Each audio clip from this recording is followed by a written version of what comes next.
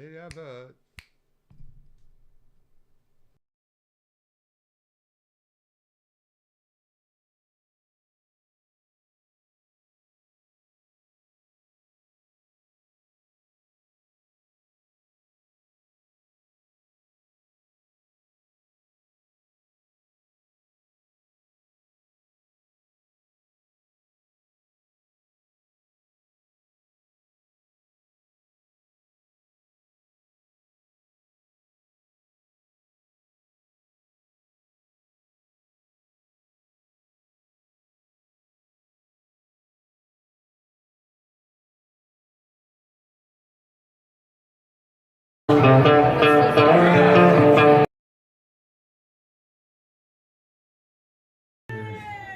Let's get dangerous.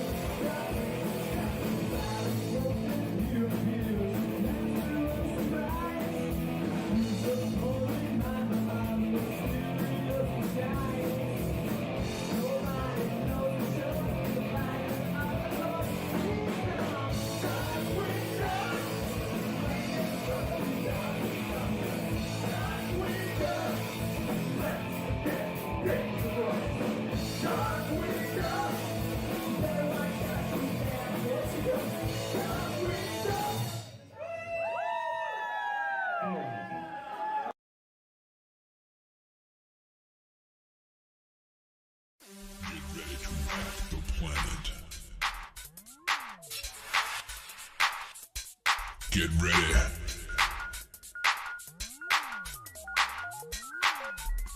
Come on, guys. Get ready. Acid burn. Crash override. Serial. Plague. And zero cool.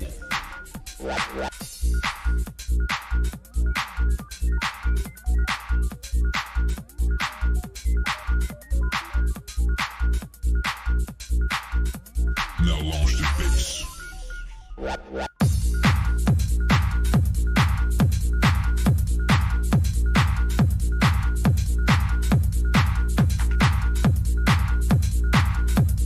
Get ready to hack the planet. Hack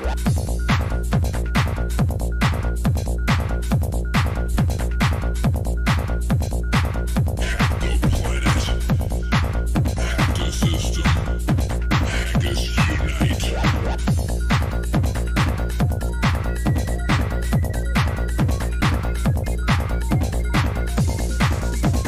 Get ready to hack the planet.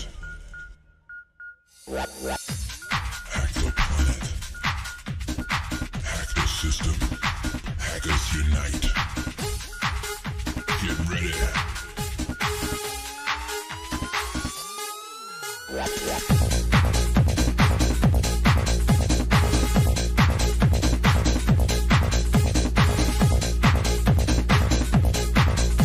Get ready to hack the system.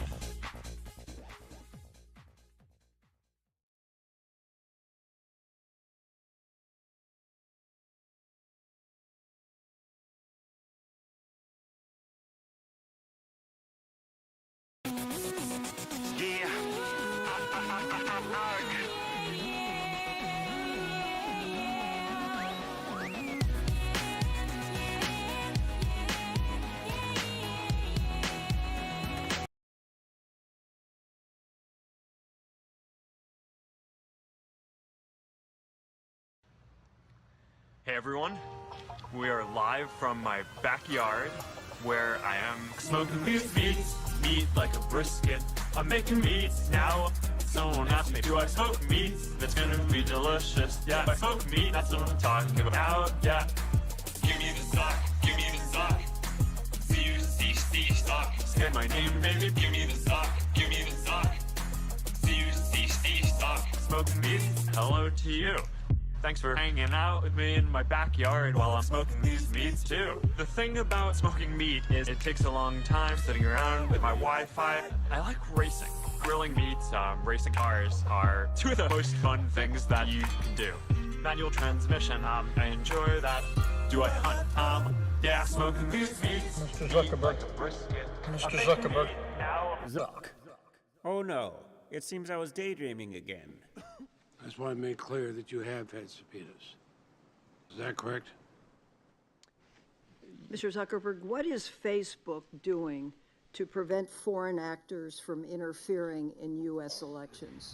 We are smoking these meats, meat like a brisket. I'm making meats now. Someone asked me, do I smoke meats? It's gonna be delicious. Yeah, if I smoke meat, that's what I'm talking about now. Yeah. Give me the zuck, give me the zuck. C-U-C-C, zuck. Say my name, baby. Give me the zuck, give me the zuck. C-U-C-C, zuck. Smoking meat, you smoke lemon chicken, smoke salmon, you'll love it. Bison sirloin, ribs and sausage. We got some more pork ribs. We got a brisket. Yeah, that's right. You don't want to miss it. We have just applied the sweet baby rays. I want my baby back ribs. You know, it's a weekend, man. Break out the purple shirt. I wear the gray shirt to work. While I was smoking meats earlier in the day, I started a triathlon from about a mile. It's a long way, biked about 20 miles, and then I had to go deal with something, so I had to abort. Smoking these meats. Signor Zuckerberg. Signor Zuckerberg. Mr. Zuckerberg. Oh no, once again, thoughts of smoked meats have caused me to drift into a land of imagination. In fact, a genius will create a digital monster that is destroying our democracy.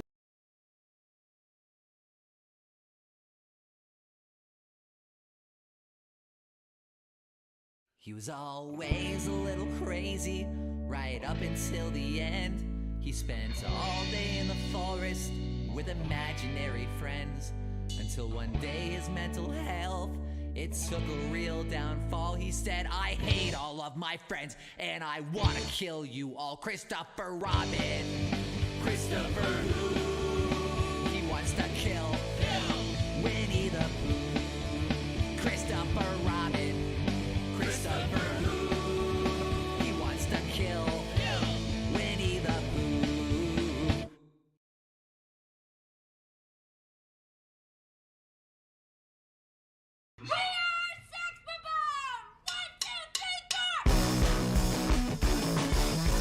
Barry will win by ripping a bong so hard his beard explodes into 1,000 bongs, getting everyone perma-stoned within a 420-mile radius, and every man and woman pregnant within a 69-mile radius, where he'll spawn a Ford F-150.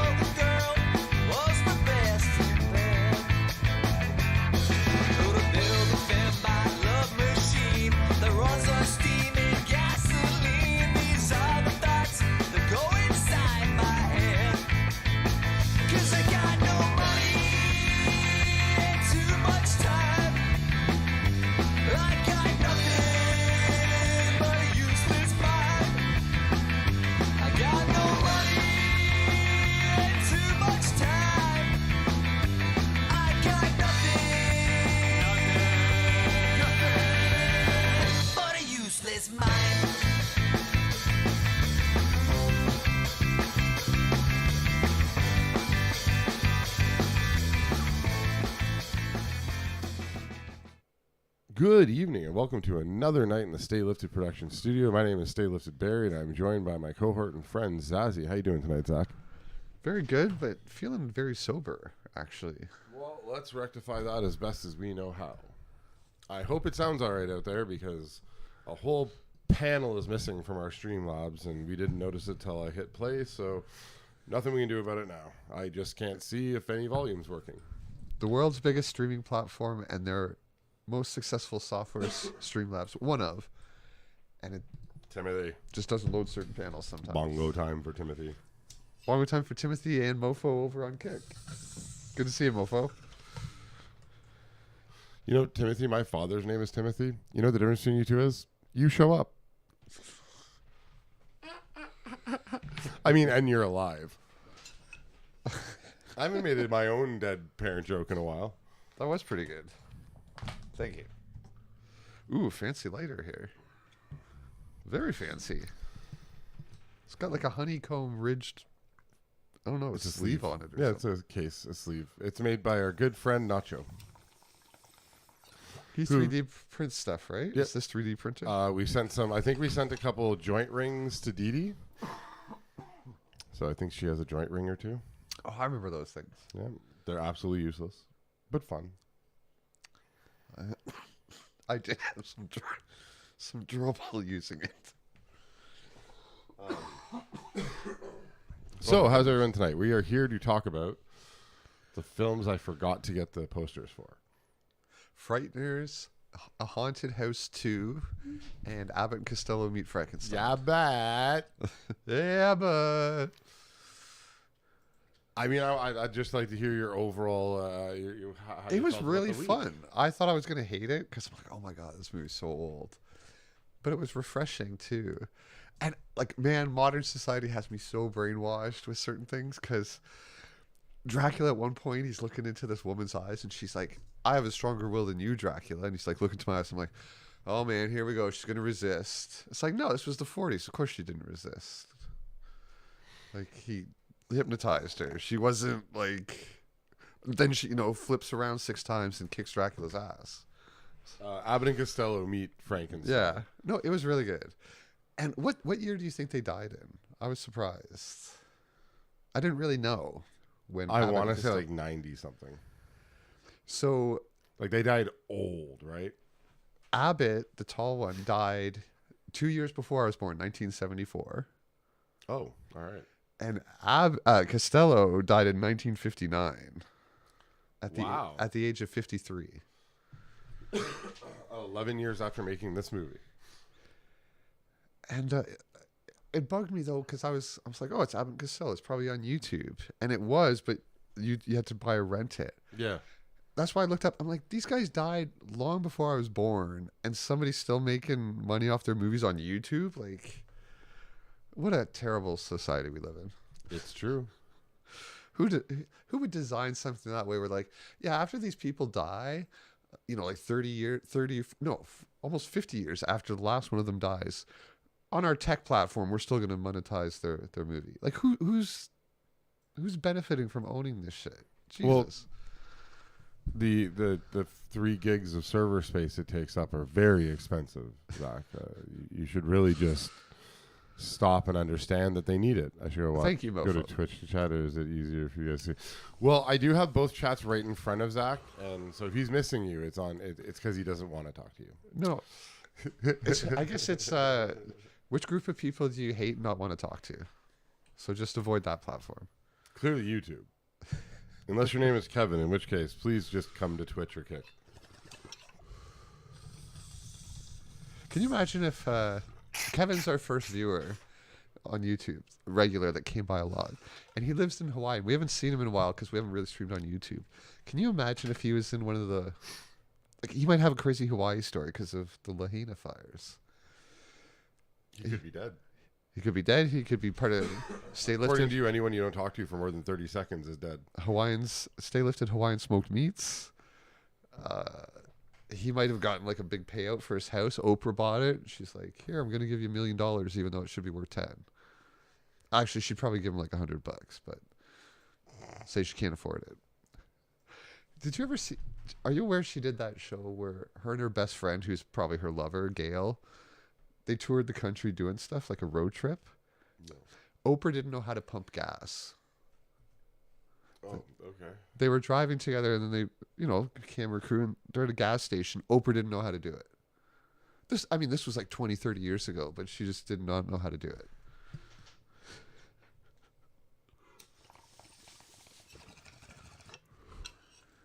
I don't think of Oprah as. I used to love her energy and shit, but Oprah has never really been the pinnacle of what I would call intelligence or someone to idol anything after in your life. If you go down the rabbit hole, it looks like she was connected to Epstein or something. She seems to be some sort of handler. Like, for real. If you guys would look seem into it, that she also opened up a school in Africa to teach young African women, girls, how to be subservient to North American men. And then I've heard girls disappear from that school, too.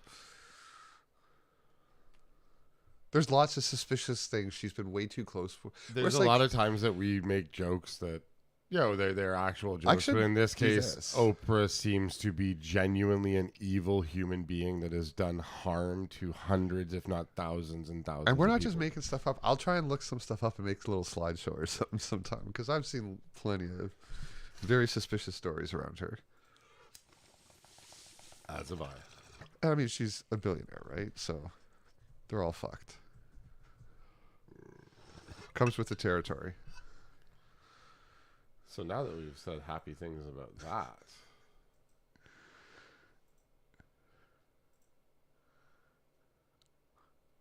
Live edit, Sushi Dragon editing here. Yes, sir. I'm doing my best, sir. It's appreciated. Thank you. This was, The Frighteners was totally a you movie. I was saying off air, it felt like those Dan Aykroyd fever dream movies at times, but not quite to that extent. Now, I liked it. Did you see who both directed it and wrote it and produced it? I saw Robert Zemeckis. Your main man, Peter fucking Jackson. Somehow I missed that. Oh my god! It literally says directed by, and then the next shot is I don't think I was written looking by. at the credits. Oh my god! Peter Jackson wrote and directed this film. His other movies are pretty weird.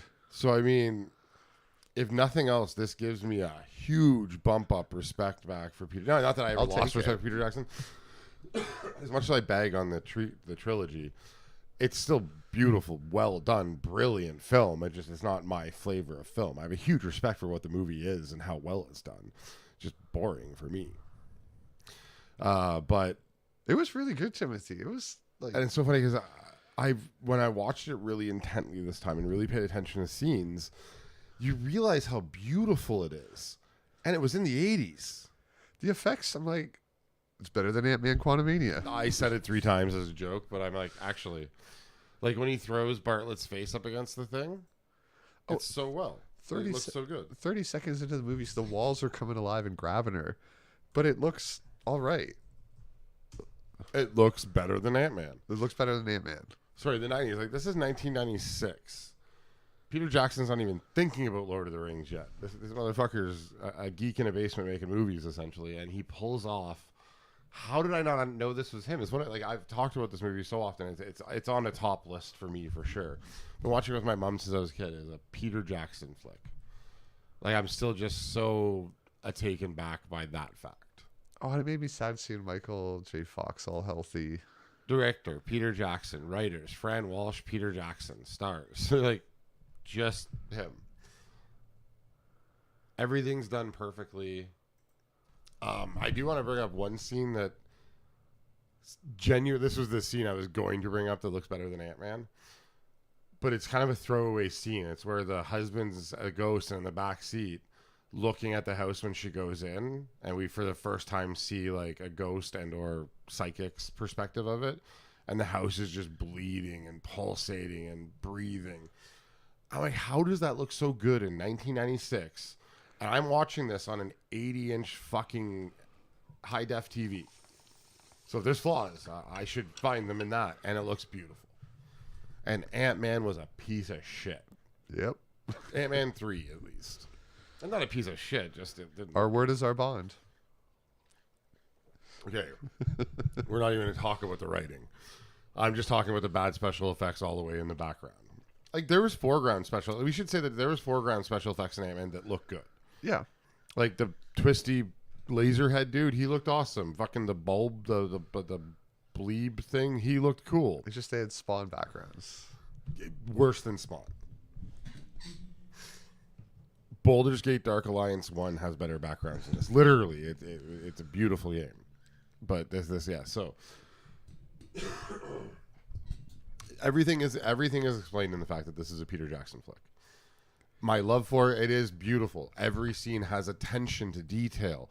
The story goes in a direction, and the depth of character writing he did in this, that fucking FBI agent, like, he could have just showed you as weird and say I went undercover and did weird things. The detail of stories he was laying out for this girl and his crescendo, who wrote this guy? Peter fucking Jackson, apparently, and I have some apologizing to do, apparently. So does Peter Jackson, and he has for The Hobbit. He has said, "Yeah, no, I didn't do good on his this." true stroke of brilliance in a no. He said the Hobbit trilogy was terrible. I gotta look up what he said, but he's like, it wasn't as good as my first three. How's it going, Fern? Fern. Are you saying the Hobbit was good or that it was bad? We're talking about Frighteners, written by Peter Jackson. And we can't talk about Peter Jackson without me saying I don't like the Holy Trilogy. And I have to always defend it. I tell you again, I'm for once saying that it's not even that I don't like it. It's just very long and boring in parts, but it is really beautiful. It's just I can only see. So I grew up in Northern Ontario. Says the guy that likes Ahsoka. Long and boring. And you're right. Hey, I watched a review this week, a YouTube channel of a guy named Star Wars Theory. I really liked him, and his review of Ahsoka made me like it even more, because he was saying all the things he knows, all the stuff you do. He's like, Ahsoka for people like me and Barry, it's perfect because if you've watched more than Rebels and Clone Wars, so these people mean a lot to you. You know all kinds of things about them. He goes, but the average person, me, he goes, they care about like Baby Yoda and stuff like that. And I'm like, yeah, but I kind of do. Like, that's a defense for the average intelligence is too low. I haven't watched all the stuff beyond Rebels and Clone Wars. No, I just think anyone that likes Baby Yoda is a moron. Oh, present company included. But it's just, I wanted a few characters that I know that I can follow and like, and stuff like Baby Yoda. And I just don't know these Ahsoka people. And they were sold to me like I should know, but they're meant for you. Yeah. And I mean, Marvel, and I agree, they were a good one-time watch. A friend just made me watch them a second time and all the extended versions on a deal.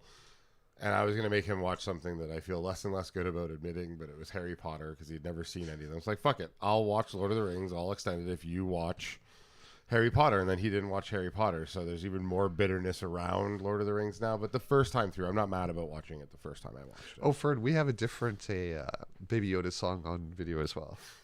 And Bongo Time for Fern. Yeah, Bongo Time for Fern, indeed.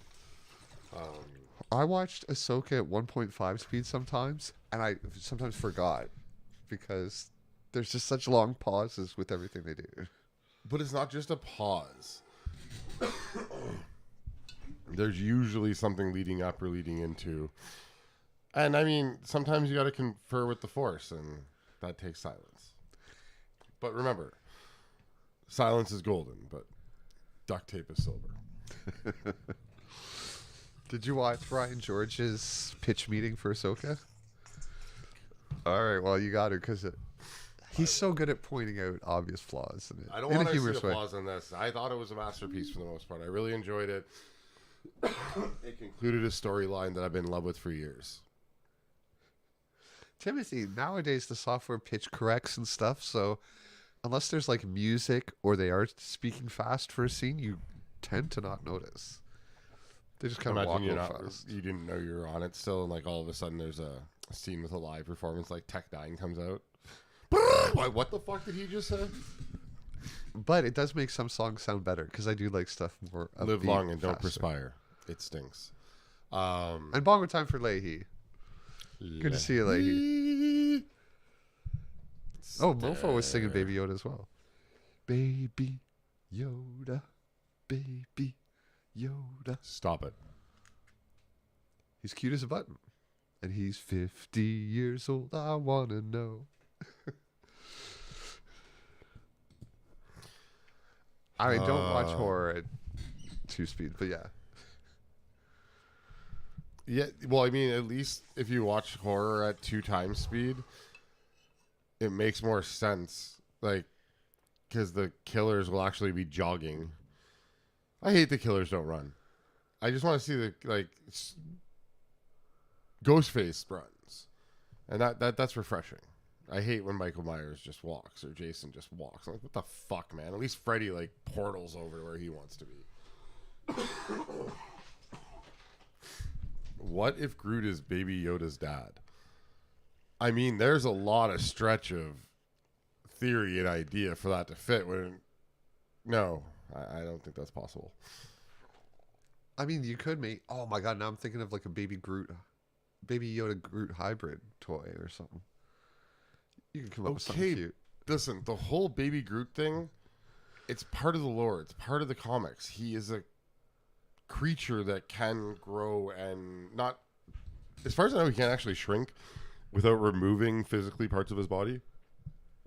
Which is why we see him in Guardians of the Galaxy 3 get pretty much fucking destroyed and just choose to grow his big King Groot body back instead of being Baby Groot again. Now, James Gunn's justification for this is simply that Baby Groot is like a clone. Like when you clone a plant, like you cut a clipping and put it in somewhere new.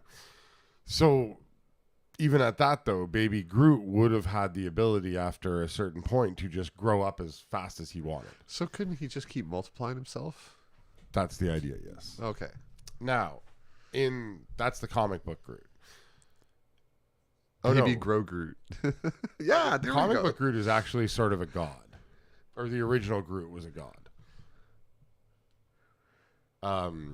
And I think, just a small theory here, but I think we'll inevitably find that Groot is part of Yeldenheim.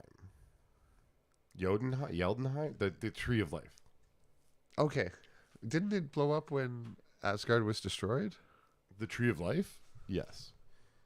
Okay. But, like, Boar could have done that.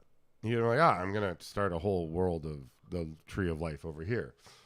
So there was theory that if they had to rebuild Asgard, that Groot, or most likely Stormbreaker being part of Groot, would... And they kind of made a joke about it in Thor. If you notice, he unroots Stormbreaker, Thor? The new one. Huh. When they're like, we have to go fight this fight in the first battle. He's like, come on, Thor, are you ready to go? And then like he literally unroots Stormbreaker, and it has roots. He shakes it off. By the time he lands, the roots are gone. But it's kind of a nod to the possibility that that's actually part of the Tree of Life. Or Stormbreaker could turn into a Groot. That'd be also cool. Because then there'd be a Groot that could access the Bifrost. That'd be fucked up. Are they all Groots? What are they called? What? That's their... Yes. Groot has a name, apparently, but... I'm Groot. Or is it kind of like We Are Leahy? And no, it's kind of like because all their words are I am Groot. That's this whole population in his language, and you don't understand him till later. When they say Groot, that could literally mean Phil. Because Groot is like Smurf. It's interchangeable with their whole language. So, but that's also why it's as you become closer and closer to the character that you start to understand him, which is why we hear Groot say, I love you guys at the end of the third movie. He actually said, I'm Groot. We just started understanding what he's saying. That's how it's supposed to feel, yes. That's why Gamora, the new Gamora, understands him by the end. Oh, no. No, Mofo, you can stay there. For redeems. Yeah, we haven't set any of that up yet. We're pros. But apparently we should, because there's people that want to use it on Twitch as well. Oh, and at some point tonight, guys, I'm going to be giving a short presentation on Liam Neeson. In case you guys haven't heard any news lately, it's been making social media rounds again. You find out the craziest things about celebrities. You are the king of segues. And by king, I mean absolutely horrible. Oh, we don't have to do it now. I know, but I'm gonna open it in so that it's. Oh, just set it up. Yes. Yes. All right. I am Groot. Resistance views how you will be assimilated. There's no channel points on Kickberry. I understand, Mofo. I am very sorry. You see young Jedi, you have the secret Skywalker milk. Oh, I watched the Logan Paul. Oh my god, that would be a fucking fever dream, Timothy. Especially, like, imagine watching Gremlins 2 at 2 times speed. Leahy Tubb just did a Bongo Town. All right. I watched the Logan Paul Daniel Dennis fight, and Kick was all over the ring, like on the ropes. It was printed everywhere. Yeah, because there was a massive gambling company handling the gambling for the event, and they own a small little company called Kick. Which is also, I'm really surprised Mofo that my regular Amazon account never advertises anything to do with Twitch.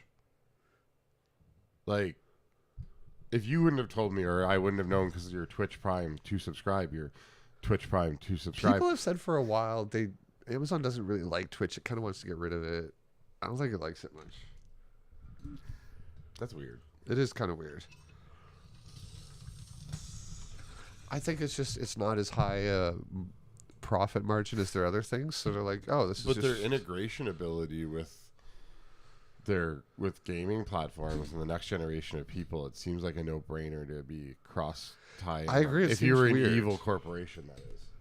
I agree. It seems weird and counterintuitive, but I am 70% a soulless corporate shell again. I told you it wouldn't take long. Like Kyle Shell? No, sorry, go on. You're making me sad. I remember so when we better do Rex Zazzy's childhood again soon, because you seem to forget what happens when you wreck all my favorite things.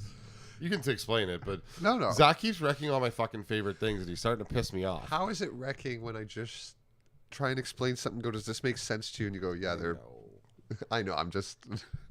But you remember, half the people you're fucking wrecking is where I go and learn physics shit. So I'm like, God, they're right about that stuff, and it sucks that I can't even go. Was to it Frighteners? 3 now? Where 3. the guy's like, angels and demons are real, but Santa Claus isn't, and you're all gonna suffer. Like at the little kids. That's you. That's you. That's you. That is absolutely you.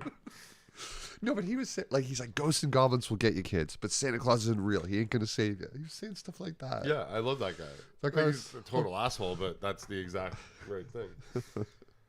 So Zach has wrecked 3 properties for me now, or a property, a channel, and 2 people.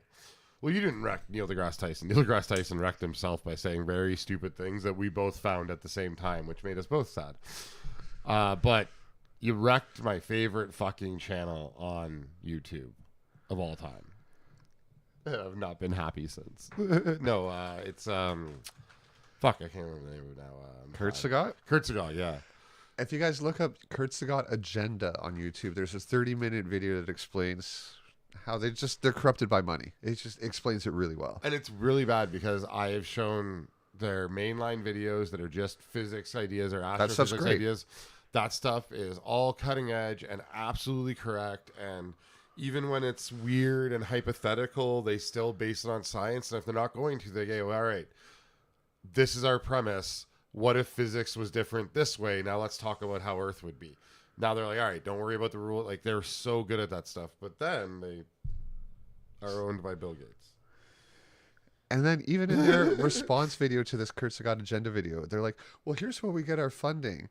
But they left out so many things, like the site, they always quote all their site numbers and stuff from this one site, and it's a Bill Gates site. Okay, let's take a step back. It's just everything ties back to the same few billionaires. If I was Marvel and I wanted to make an arrangement with, let's say, New Rockstar, but we didn't want to have a paper trail for it, I would have, and I'm using, yes, they would just build a bot to do it. My explanation is just more fun. I would have each of my employees open up 10 new accounts and go subscribe to that YouTube channel to ensure that that was a paperless transaction for both of us. And it would just be as simple as that, to pay someone 10 grand a month And I mean, someone like Eric Voss, 10 grand a month is probably a ton of money when the channel on top of that was already making 5 or 10 grand a month.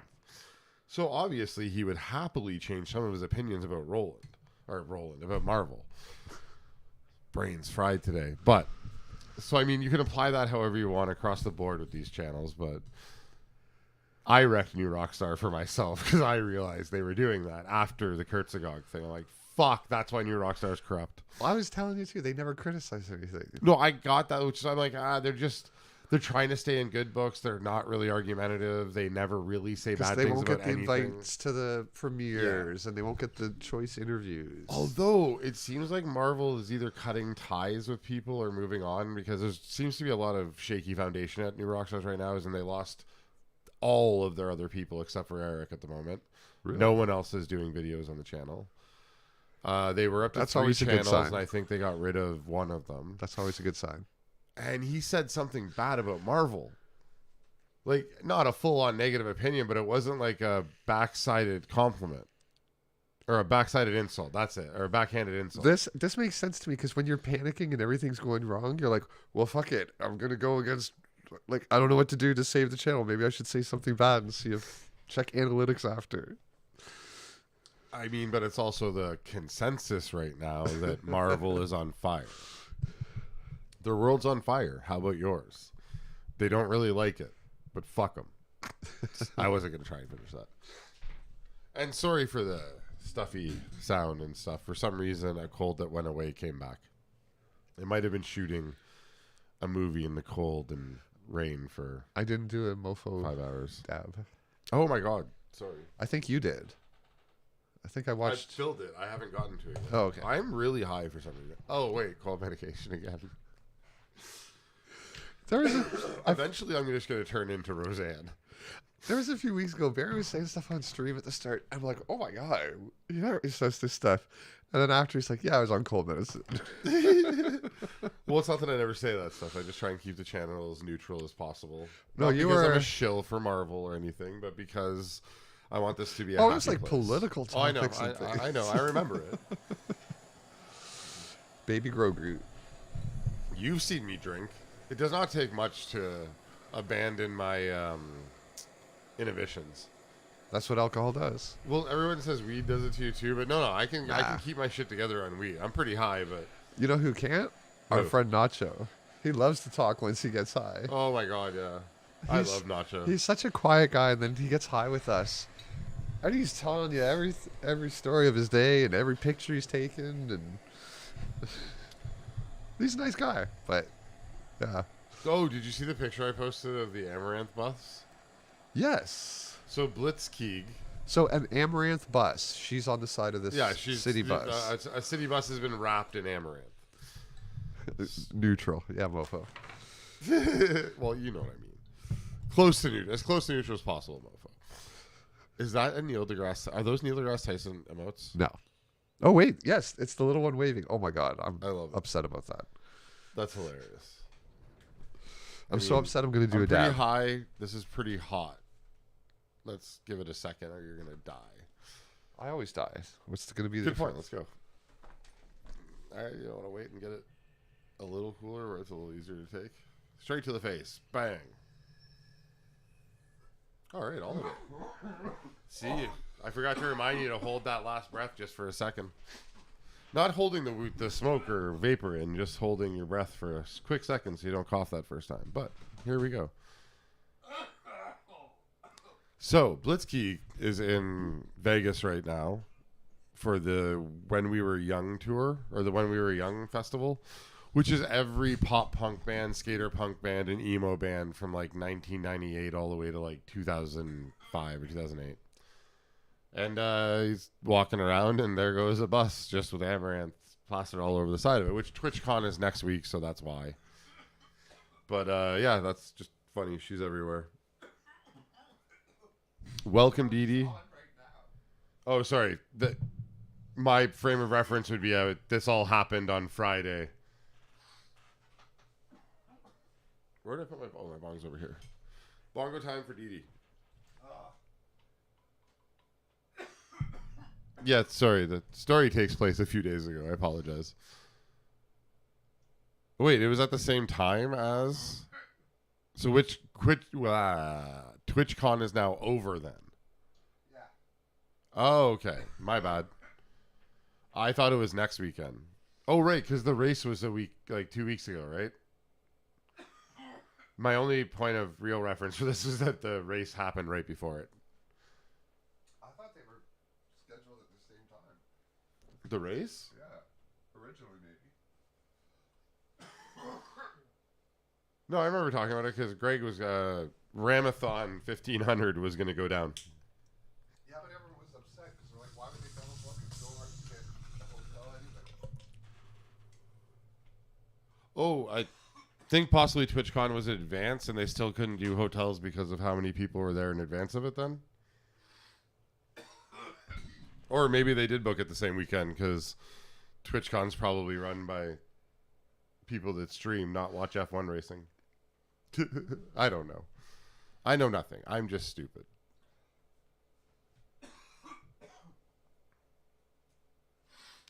Timothy, I agree with you. And I also, I'm so torn. How do you feel about the snow coming? About what? The snow coming.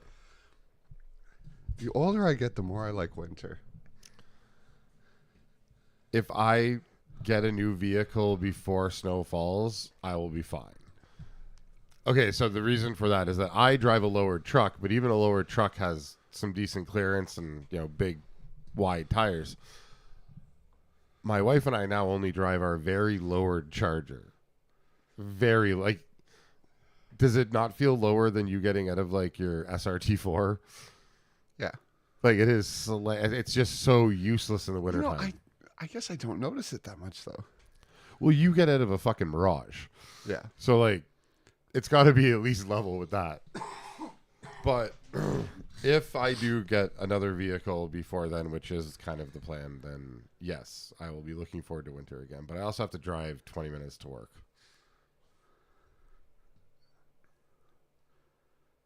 I just live in a cozy little cabin. I don't really have to go Let's anywhere. get you to bed, Internet Grandpa. It's different for me. I haven't been called Internet Grandpa lately. I was thinking about it this week. I forget why.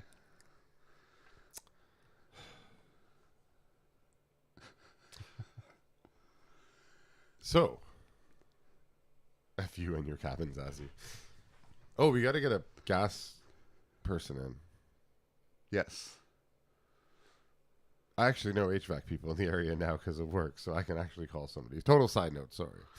Important inside information. Yes. A lot of inside baseball in this show.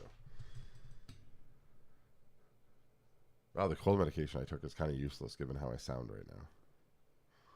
I feel like I sound very nasally. Think how much worse it could have been if you didn't have the cold medicine. I guess that's a valid point. So I don't think it is, but Dee Dee, you don't have to steal it.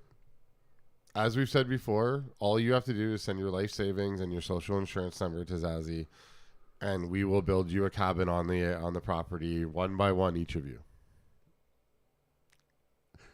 They may be bunks, and you may all get the same clothing when you arrive. But it's not a cult. Barry's not really talking about this. We had 1 million people here this weekend, all in full army gear with airsoft guns filming a movie. It was craziness. People were camping. There was 6 vehicles at least. Dee Dee, we'll put you as head of product development. You can be an executive. As in, just like us, you'll be one of the last to have a product named after you. Oh, Sabrina Solo did do a Stay Lifted smoked meat shout out unintentionally, but I will be clipping that for our show. More advertising coming.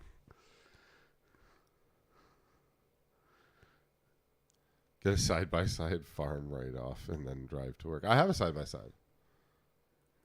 And we have many contractors in the area that we are attached to that are on board and part of the Stay Lifted family already.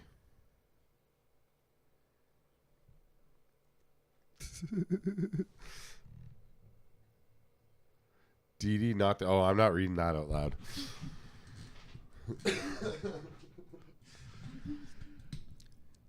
The only smoking we do of people is weed. We smoke people up. and then we smoke meats. I suppose, in its loosest definition, on Kick, Mofo asked, define contractor. Someone who does work for contracts. Good point. I mean, up here, most of my friends that I know that are contractors are, went through the union and got an education and inevitably went off onto their own companies and are fairly high-level professionals. And then I know some shady as fuck dudes that trunk bang. And, I mean, to be honest, the quality level isn't different enough for the price level. That's horrible, but... I mean, a crackhead knows how to swing a hammer. Just move on. I'm kidding. Frighteners. Oh, God, I need my window up. Where's my stuff? I don't know if that happened or not. You better hit it again just in case. And it did work. Oh, Mofo, yeah, like... we can build yours first. And if we get enough people here and the Stay Lifted cult, family grows enough, we can just pay for like a massive fiber optic line to get installed so the internet is more stable and reliable. I feel like we need to merge the chat somehow. We need to figure this out. It must be confusing for people like Timothy while we're reading stuff in Kick that he can't see and responding.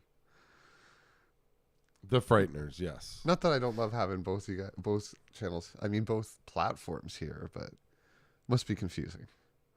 Echo, see, Echo's on Twitch. No one knows if they're on Kick. Good to see Echo. Well, the intent wasn't to just forever. I really just wanted to screw around with Kick for a little while, but I accidentally paid for another month of. I hate how much that happens. I know.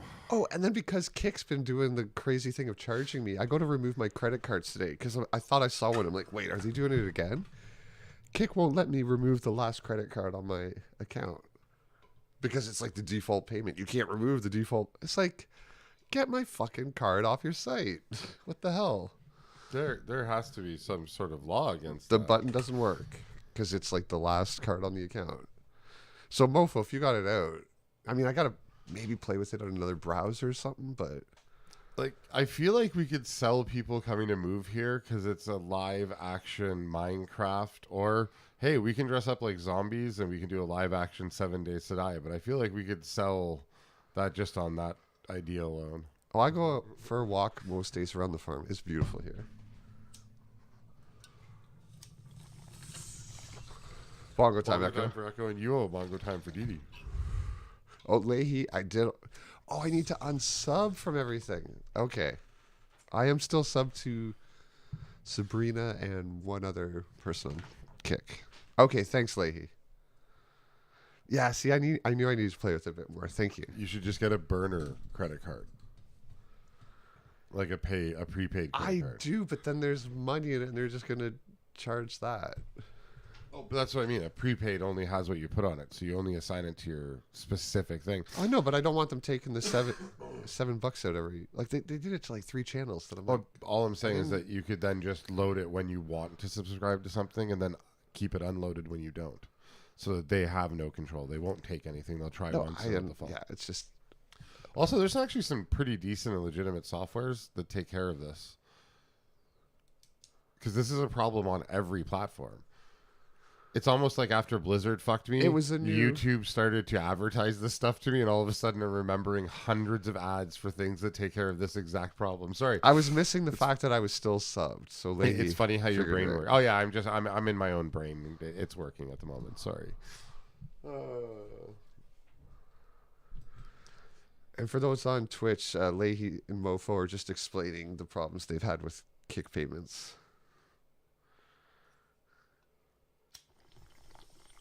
Well, it's a gamble. No. Okay, come on. I am only auto sub to one channel now. And of all the channels on Twitch, I only auto sub to one channel. Do you know what channel that is? Goat vs. Fish? No. I don't know. What, you have to look it up? You don't know? No. I'm giving you a hint in chat. Our channel? Oh, Ladies' channel.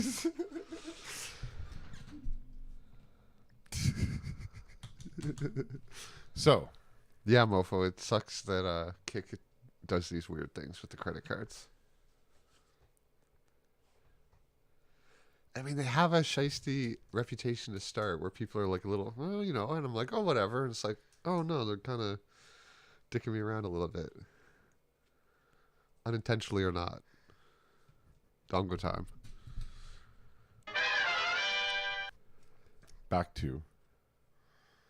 Anything else to say about Frighteners? Once I realized how campy and silly it was, I thought I wasn't going to like it, but it won me over because it's a good movie.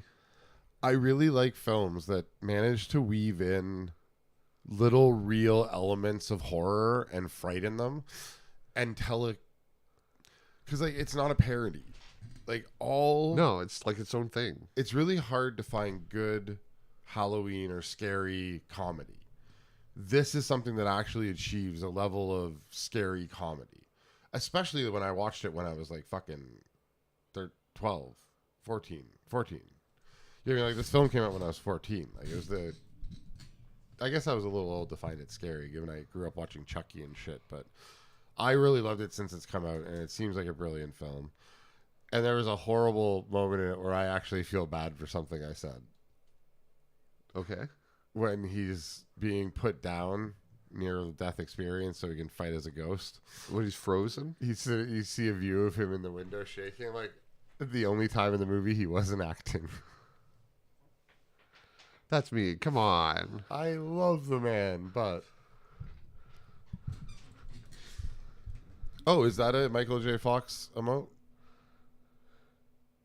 Come on, man. Sorry. All right. Oh, that's the last one. For those on Twitch, there's a shaking emote over on Kick.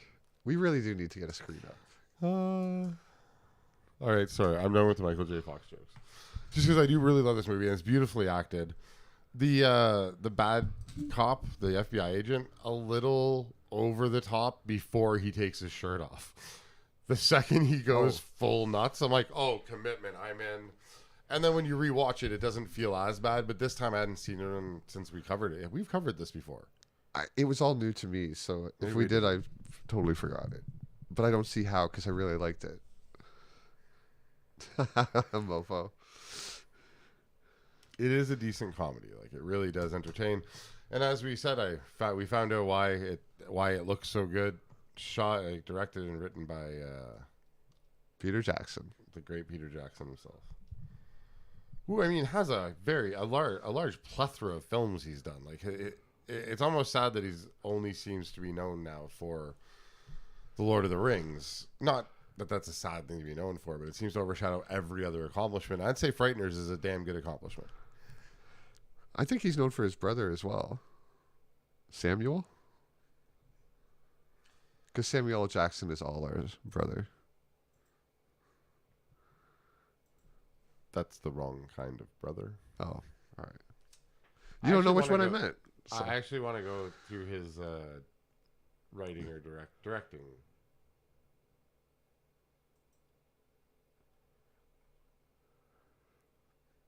I just want all of his what he's actually. Well, okay, Frighteners comes up. So what are you looking at here? A list of... I'm just curious. I was going to say anything of interest as I went through it quickly. I forgot he did King Kong, which I don't like the movie, but again, looks great. That's the one with Jack Black, right? Yeah. Yeah. District 9. Do you remember the scene in that? He was producer in that one. In the valley of like all the giant slugs and snails and things. Yeah. Oh, it was so good because they were so quiet. It was gross. So as director, he... Meet the Feebles. Don't know what that is. Thank you, Leahy. Dee Dee. I take it back. His two directorial feats are Lord of the Rings and Frighteners. The making of Frighteners has a higher IMDb score than Frighteners. The making of Frighteners has a 7.9 and Frighteners has a 7.1. That's fucking hilarious. This, like, you can see even before you can put a hypothesis of like IMDb is going to be just as corrupt as Rotten Tomatoes was shown to be. IMDb was shown to be corrupt years and yeah, years and like years that's ago, what I mean. Like it's so obvious how badly these things, they don't even make sense where you question them. Didn't we talk about Mortal Just an Engines? obvious. Like we didn't watch it, but it's been brought up before. No, isn't Mortal Engines another of those young adult teen type things? He wrote the screenplay. I believe Mortal Engines is young adult. He literally has only done. Oh, Heavenly Creatures. He wrote the screenplay for that. Dead Alive. I remember Dead Is there Alive. something called Bad Manners? That's like one of his first gore alien attack movies, and it's really crazy. That he wrote, directed, produced. I wrote. I think it's like the first thing he ever Bad did. Taste. Bad Taste. That's it. So he wrote and directed Dead Alive, which is a decent horror movie from the, I guess, early 90s. Bad Taste. It's like this cheesy, shot in England type thing where these crazy looking aliens keep attacking, and it's over the top gore and heads blowing up and all that kind of stuff. Yeah, like he seems to have a root in horror. Oh yeah, Bad Taste is like the Saw movies, But so is Dead Alive, and so is Frighteners. Like he seems to have. I'm like, let this man make more horror. Why is he not making more horror? I want horror movies. He could be like the campy version of Cronenberg. But that's why in like Lord of the Rings, I feel he gets those parts with a great horror feel, because Sauron's supposed to feel like that. And You are correct. His darker elements are my favorite scenes. I hate the scenes where like Nazgul. Frodo is like with the group, but he first started using the ring. I hate all of those scenes where like the world looks all shifted. Why? It just I don't know. It just bugged me. I think at the time I didn't like it. But Something aesthetic about it just didn't land for me. Bad era for just distortion filters, I guess. Oh, and Leahy streamed an anthology horror movie called Tales of Halloween in our Discord. It was totally up Dee Dee Marie's alley. It was really good, like kind of cheesy but creep show type horror stories. I do like that there's so many more being made these days. I still haven't watched John Carpenter's Suburban Scream, which just came out, but I will. It feels like anthology is cyclical. Like, you have the late 80s where it was really popular, the first Twilight It's coming Zone, back, it feels like. or the second iteration of the Scary Door. Futurama. I love the Scary Door. It is the Scary Door. But yeah, no, what were the two back then? The Twilight Zone and the Outer Limits. I think it was late 80s, early 90s, and then they go away all the way through the mid 90s, and they come back at the late 90s again. Or I might have that adverse. But yeah, I just like at the same time we like at that early 90s stage or the late 80s stage. Sorry, you had the Friday the Friday the 13th one. Sorry, you had a Creep Show. Like it was a time when it was really popular to be putting out this these anthology stories, and then you see it just die out. And it seems like we're back in another heyday of anthologies in the last like 5 years. And I'm just saying, it makes me really happy. I also just heard this today, and I gotta look into it more, but I do trust it. There's a count of how many shows have been affected by this strike. How many scripted TV shows do you think there were in production that have been paused? I mean, it's so hard to take a guess, right? I mean, I know. I like. I'm just going in my head quickly across the main streaming platforms and then and TV, television. everything. It's like the I'd say union. Probably over 2,000. Oh, you think there's that many in production? There's 600, basically 600 shows right now that are on pause. Before I said TV in my head, I was at 400 to 500 on just streaming. But then I'm like, but TV, there's so much shit always on TV, but we were in summertime when the strike started, weren't we? So a few years ago, I think the number was like 420 actually. It was something like that I heard in this podcast I was listening to. And they're like, now it's ballooned up to 600, and now they're using it as a thing to get rid of a lot of the crap they didn't want to have, and it would have been difficult to get rid of without the strike. Oh, we talked about, because there's just way too much shows. We talked about that. This as a theory that streaming platforms and networks were having such trouble with them trying to all get a certain score they needed and all the problems they've been having, that this was a good way to claim a bunch of insurance claims after they have to cancel the shows because production ran over, so on and so forth. Mofo says, win-win, get fucked. I guess the only thing I don't like about it, though, is the idea that there was all these... Like, Hollywood is so centralized that I would want more shows, because then you're spreading the wealth around, you would think. And now they're just going to centralize it more and have less and less people for a bigger share of the market. I think we need more layers or more subsections of where and what people make. And not that I want more platforms like TikTok or anything. I just mean there's people that are making brilliant stuff that's intended for YouTube. There's people making really good stuff that, you know, like Kane Pixels.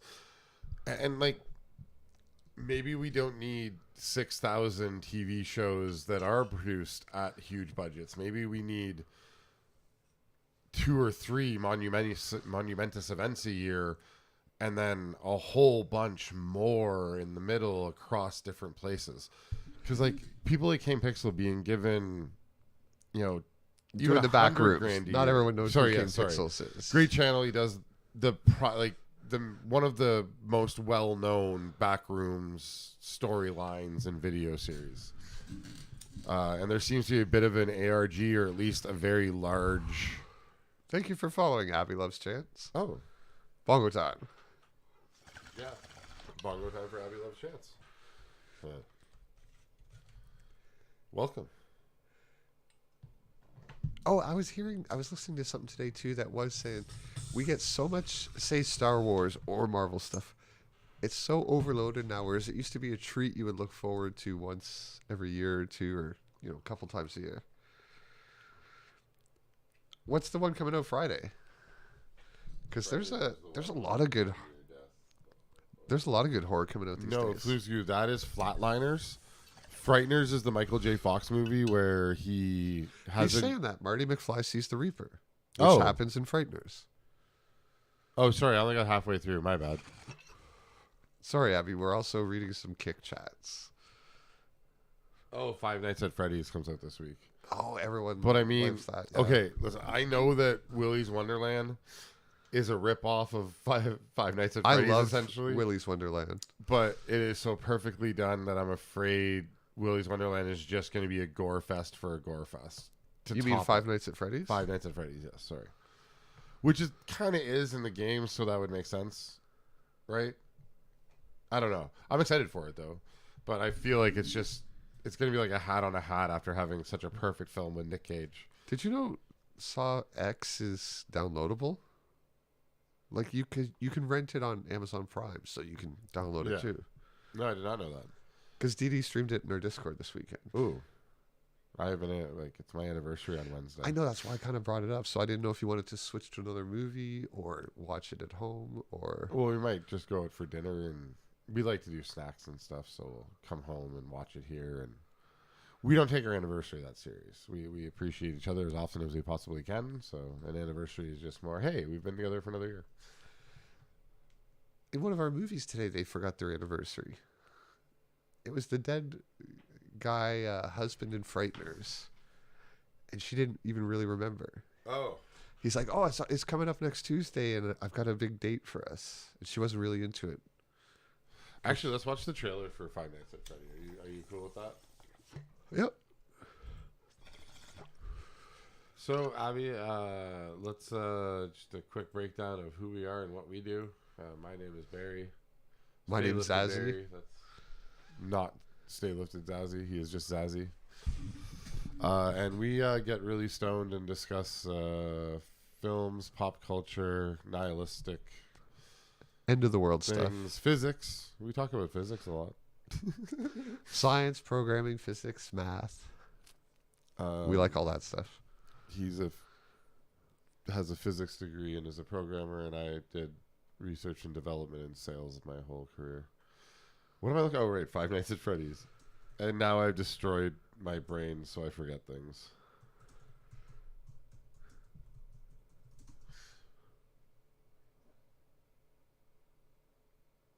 All right. Five Nights at Freddy's 3 trailer. months ago, I want like. Well, it says official trailer. Oh, I'm also going to go to Universal Pictures. Whoops. Oh, and we can't really adjust the volume on our desktop. I can adjust it here, and I'm just going to take a guess. I need to have it lower, and I'll gain it up because I just heard what it was going to sound like for us. Yeah, for some reason, Streamlabs isn't showing us any of our EQ stuff, so I just gave up.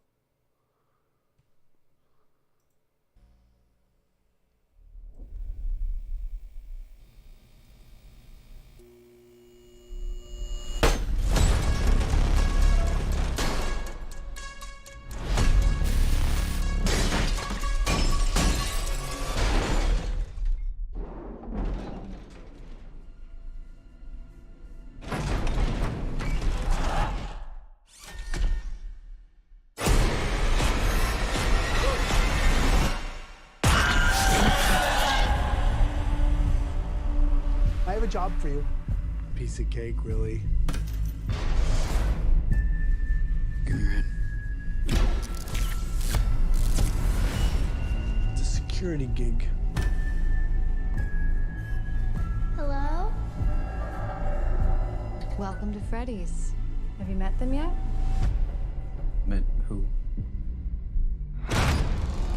Foxy, Bonnie, Chica, and Freddy. Back in the 80s. Some kids went missing. What is this? That's why the place shut down. The police searched Freddy's. Hey! They never found the kids. What the heck?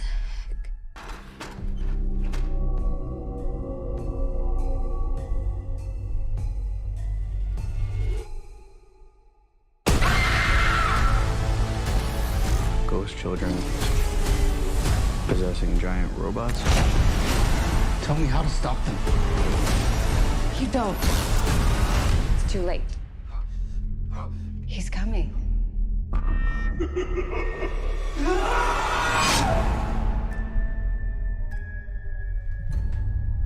Is it going straight to Peacock? That's kind of awesome. Oh, we have been married. This will be our 9th anniversary. We will do something on our 10th. I think it'll involve some. For those on Twitch, he's reading Kick Chat comments. Yes. And Beef Nips, good to see you. Bongo time for Beef Nips. Damn. That's like we planned it. I love almost everything by Blumhouse, and it's said by the people of Megan. I mean, they just throw names out there, but it kind of works. I mean, again, when it's low stakes, like Blumhouse movies. doesn't always hit the mark, but they get closer than anybody else, and kinda like they got almost some everything. gems in there too. Like, but you got to admit, like they Blumhouse did. Like Blumhouse is responsible for the ones that we always kind of bring up, right? Hereditary, Babadook, and I think aren't they everything? Well, I think they're the them Conjuring. them and A24. Yeah. Oh right, no, A24 is those other ones. things.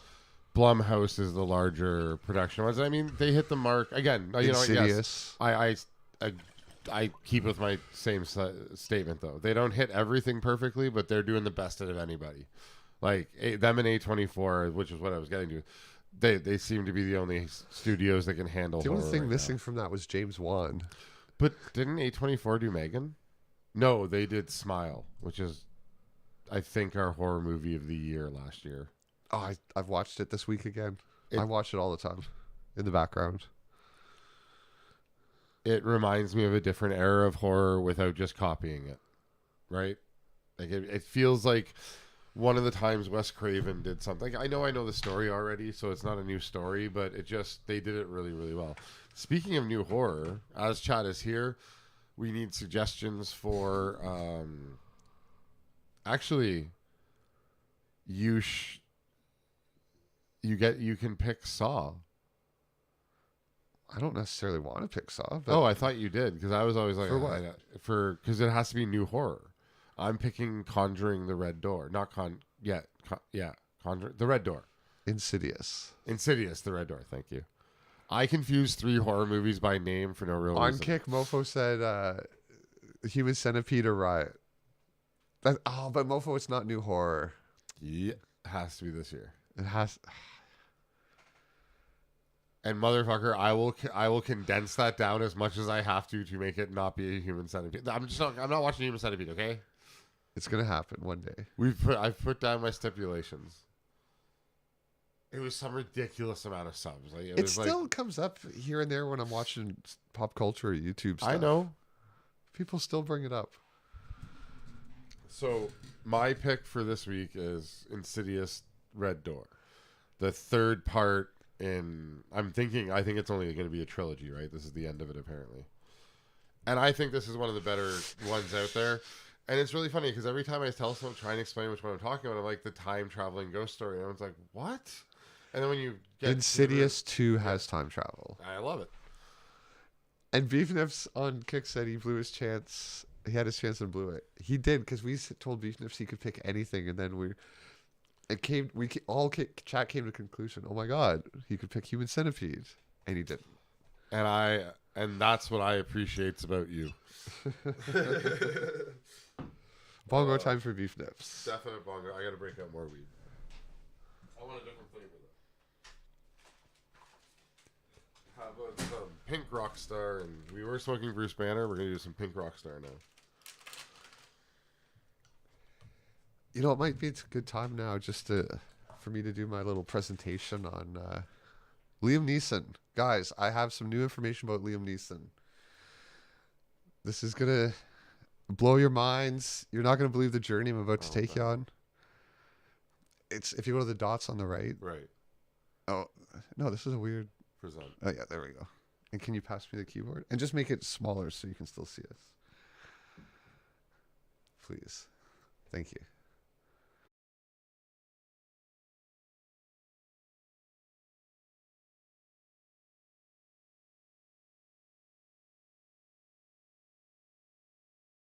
His pants. We need to get to the bottom of this. Because cool kids pee their pants. Do you have an Adam Sandler slide and I just fucked it up? No. Oh, okay. Billy Madison. Cool kids pee their pants. Well, Liam Neeson is cool, but I'm starting to doubt it now. When is Liam Neeson unwilling to stop peeing his pants? Oh my god, this doesn't feel good. I'm like, this can't be a real thing, and I start. He took the controls. I can't even stop him now, people. I'm sorry. It's a short journey, but I just need to. Yeah, for his urethra apparently. This is not a news. Many pictures of Liam Neeson peeing his pants. What?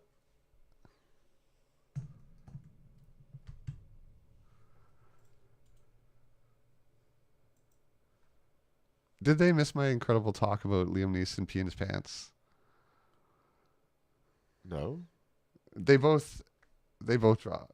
It says the sound's gone, and I'm not. Because we're back, but I haven't touched anything.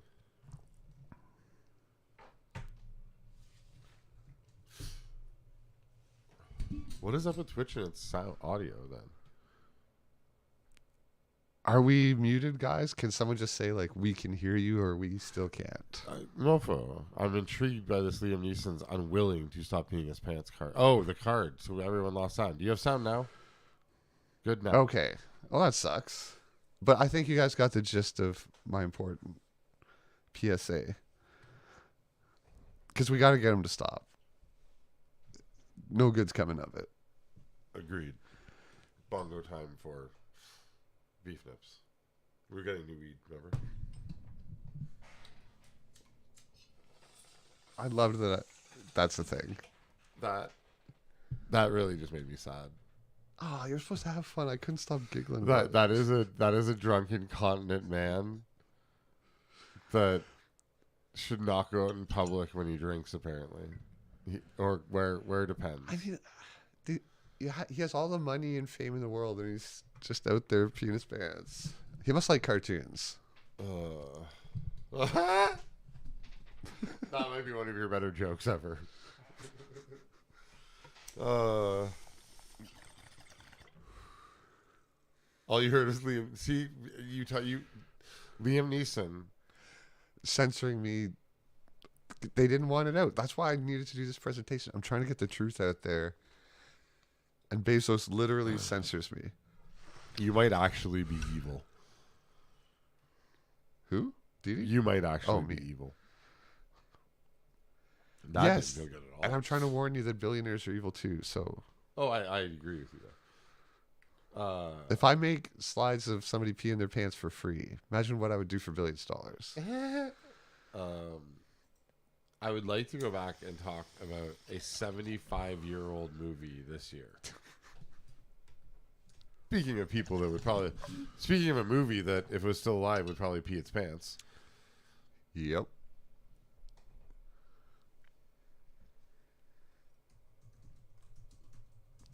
Oh, I wanted to know your opinion on it again. We barely talked about it in the beginning, and you seemed really impressed. I'm still thinking about Liam Neeson, but Abbott and Costello. I feel like it's just hard to follow up that. Yeah, I'm trying really hard, man. I am really trying hard. You can help me out here, but so I feel like Abbott and Costello, for the type of movie and the era it was made in its era, is a near perfect movie. It's funny to see all the tropes of things like, well, not the tropes, but the way music was used. Like, you would almost think that that's a cliched way to do it, but they were kind of the first, right? Back then. They were of the era, yes. Oh, and I saw this too. They were the highest paid actors during World War II or around that time. That's a horrible stat to know. Just because World War II was like, hey, well, no, but there was no one. Nazi Germany was trying to take over Europe. You know who got paid the most money for films? Abbott and Costello. They were just they were the Hollywood. Oh my god! Like, picture this off-putting snake oil salesman and portly little man as the Hollywood elite. They're the Robert Downey. They're the Robert Downey Jr. of their era. They were rock stars. They're making the most money in Hollywood, putting out films that everyone loves. I remember thinking Costello was like really overweight and stuff when I was young. And you look at him now, you're like, that's just... Comparatively speaking, he's never even eaten McDonald's. Yeah, like really. He's well fed. Right? Like, yeah. He didn't even really have a belly. He was just very round in his torso. Night high enough? I mean, are you ever high enough? Can you yes. take me when I get to the green higher? out point. I mean, there's more story in this than like Ant-Man had. I didn't really realize that like Dracula and the Wolfman were part of the story. Yeah, like we have multiple horror legends in one thing. There's an actual storyline from front to back that they give a little bit of background on, and like, what the hell? They were doing this in 1948 this well. What fucking happened? Yep. I hate that everything we watch that's over 20 years old, we have to ask that same question. And I still stand by my theory that it's not just that film has gotten worse as a whole, it's that we allow too much to be made, so it's so hard to filter through to get to the gems now. So back then, like, when a really good movie came out, everyone heard about it. It was the only thing talked about because there wasn't going to be another movie coming out for like 3 months. There was no this theater playing 37 films this month. No, it was like fucking one screen, and they maybe had 3 things going, and they had to show news every day at 4. So just a weird, different era. Well, now they just show Star Wars on 16 screens, and no, it doesn't do very well. And you wonder why we're going. And I was thinking about this recently because I've been watching a lot on the empty theaters that no one going. And do you think it's also because, you know, there's 300 people that wanted to go, and at one time there was 300 seats in one room, and that room repeated 3 times on opening night. And now you can see it in IMAX, fucking moving chairs, non-moving chairs, 3D, non-3D, extra sound, regular theater. You think it's that's turning people off. No. It's that even if the same amount of fucking people are going, it's that you get 7 options that all cost different amount that are all in different rooms. Like, it's hard to fill all of those up, and they thought every human on Earth would continue to want to go to these, and it's just too dilution on top of that. Don't you remember though, being in your 20s or 30s, you go to any movie theater in your city, it'd be packed Friday and Saturday nights. Oh yeah, like every time. It doesn't matter what was out. And now, and I heard this too, like, because I kind of agree with this. People got in the habit over the last 3 years of just not going out, and then you get, you break the habit. And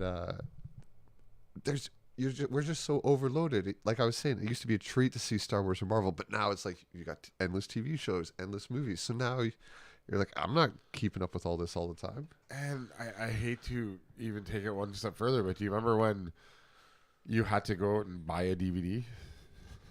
Yeah. Like, it was just a different time. Like, now I'm just like, all right, it'll be on.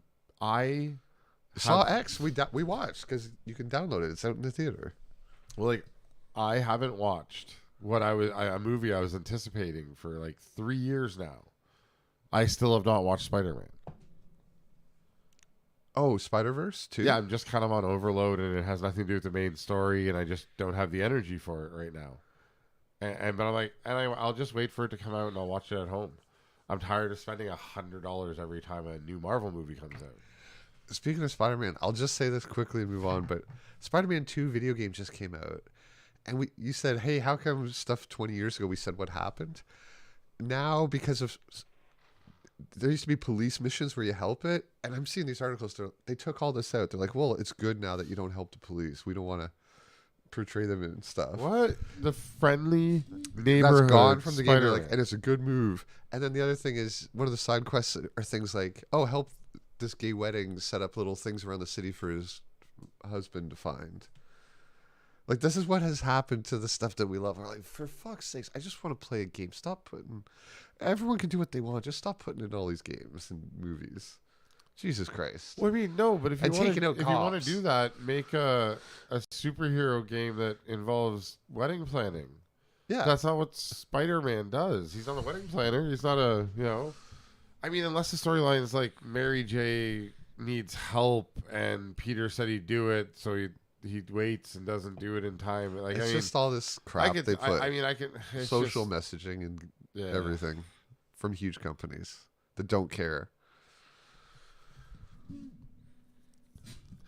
Well, on that note, Stay Lifted Drew has been streaming Spider-Man 2 on playthroughs. I'd be curious to see what he has to say about those things, if he notices or cares. Because he's a real Spider-Man fan. He just probably doesn't care.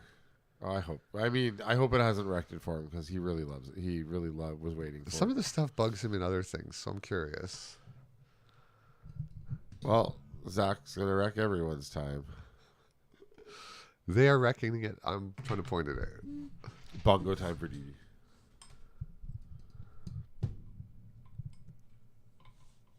Fuck, I keep dropping weed. We do have emotes over there, at least.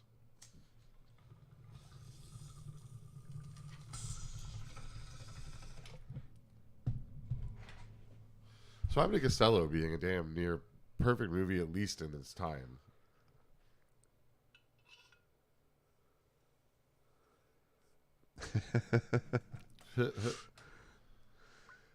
Are we gone on kick? What? I don't know what's going on anymore.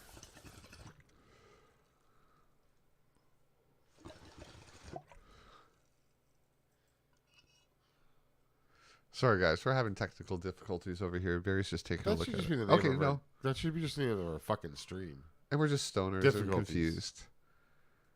Oh, yes, I will admit fully to being confused sometimes. I'm like, what's going on? There's too much. I'm trying to... Got to fix the Stream Deck button. That's why I talk and you commentate. I talk about the topic as much as I can and you commentate. Echo's got the real advice here. We should just be smoking. Bongo time for Echo. I wonder if people would tune in for a stream where I just smoke. Like, no conversation, just kept smoking. I watch. There's this Q-Pins guy on Twitch who like just a fucking smokes. mukbang level of smoking. Yeah, well, he gets like 500 viewers, and as much as I can see, he just kind of sits there and is like, yeah, I like Cupid, smoking. yeah. He smokes. Well, he talks like he has. He talks a lot, like us. I haven't seen him say much interesting, but maybe I caught him at the wrong time. Nice Not that we do, right? Yeah, I've got nothing interesting to say ever. Bongo time for Dee Dee and Echo and Flus.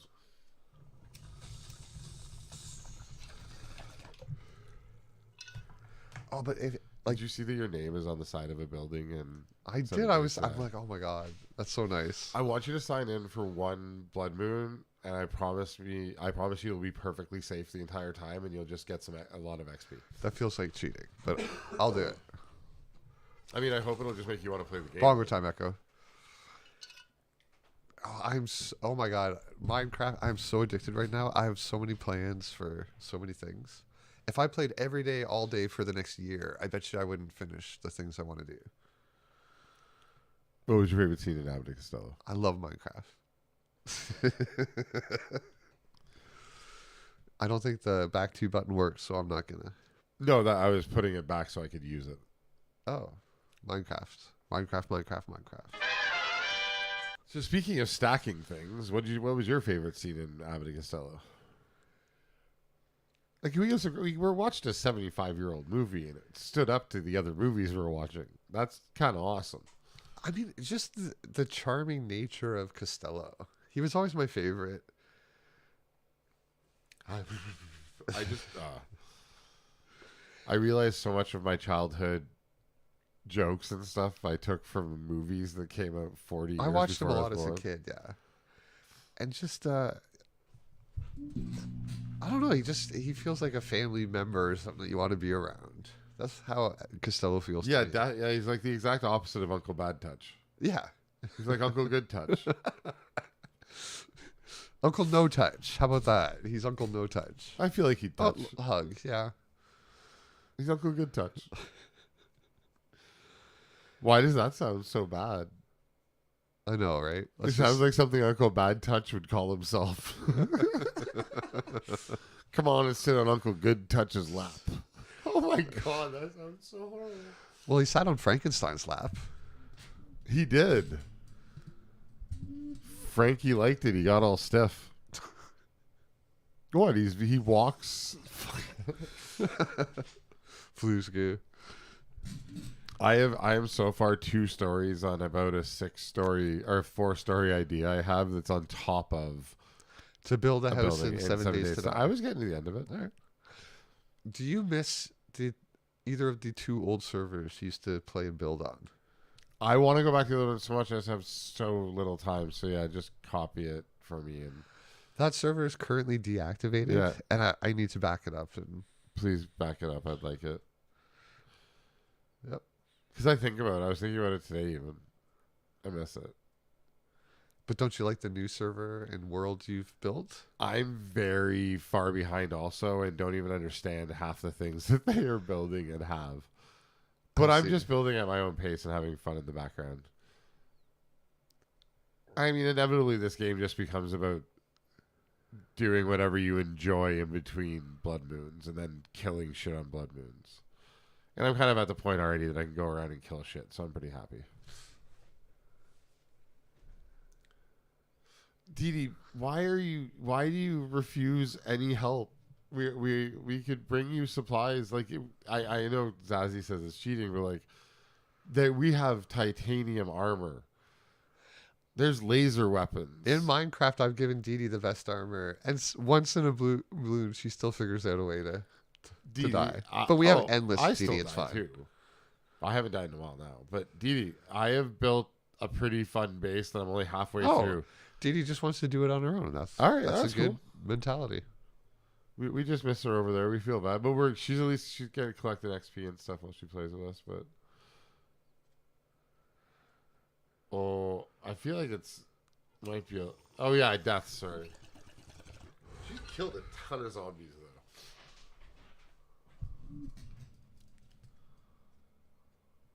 Yeah, me too. I just like going building to building and killing things slowly. You were trying to get me off Minecraft, and then 7 days comes up, and Yeah, I know. I'm sorry. No, it's fine. It's just Very hypocritical. Hey, I'm apologize. fine with it because then I get to talk about Minecraft after. Not really. I'm just addicted. You're right. So my favorite scene. I honestly think it's just the first time because he whistles so perfectly all the way through the movie, and then when he gets really scared, the whistle like it's that scene. It's his emoting fear, and it's his and the fact that he doesn't even care that beautiful women love him.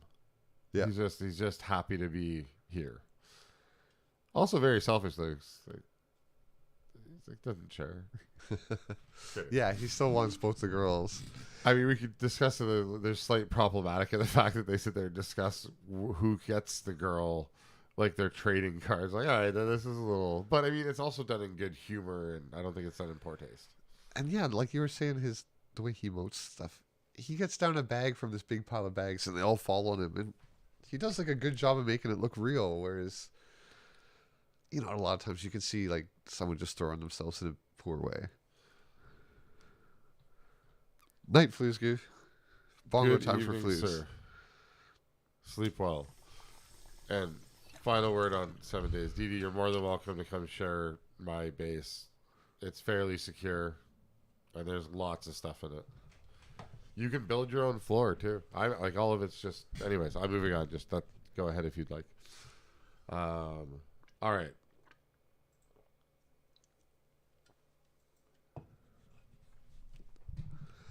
It's not as good as the first one. This movie is like 69% just sex scenes, like parody sex scenes. Yeah, I kind of forgot that. I kind of forgot that too. I'm like, the first one is too. The first one has a fair bit. This felt like I'm liking it, but it's just kind of a lot of sex. The doll scene. That was oh my god. Okay, when he fucks the bear in the first one, that's funny. That was hilarious. It's an inanimate object. But that doll. And then they like Instagram fucking selfie pictures with like tits out and shit. I'm like, this is really uncomfortable for me. I didn't enjoy that scene. He is going. They did bring it back around with the stalker shit, like, and then the final sex scene where it's kind of funny by that point, but they just clipped past it. That was an aggressive sex scene. Sorry, that's what I mean. He was so over the top, like in the most hilarious ways. These over the top sex scenes, but he just goes 110% with this doll. Like it's crazy. Like, you know how like Seth MacFarlane has a brilliant ability to take a joke, beat it to death, make it not funny, and then hold it just long enough to bring it back around. It takes the whole movie to do that with this joke. Because like there's parts where I just found it uncomfortable. It was like, and he's having sex with his wife. He's having sex with his dead ex-girlfriend who can turn her head or whatever. She's possessed. Like a lot of sex in this. oh. And I really like the Wayans brothers. Yeah, well, I still love this movie. Just there's scenes that are very much. I over forgot the top. how much there was. And like the gangster guy he felt over the top compared to the first one as well. I like the like almost inaudible half the time. The Mexican guy who kept Fluffy. Yeah, and you think this about Mexicans, and then he just does it like 10 times over the top. That's the point. I know, it was awesome. I love it. We had a similar situation going on here this weekend. Oh my god, we really did. Yeah, someone just with a bit of a slightly self-deprecating sense of humor that kind of They were doing their own racial stereotype really over the top. Yeah.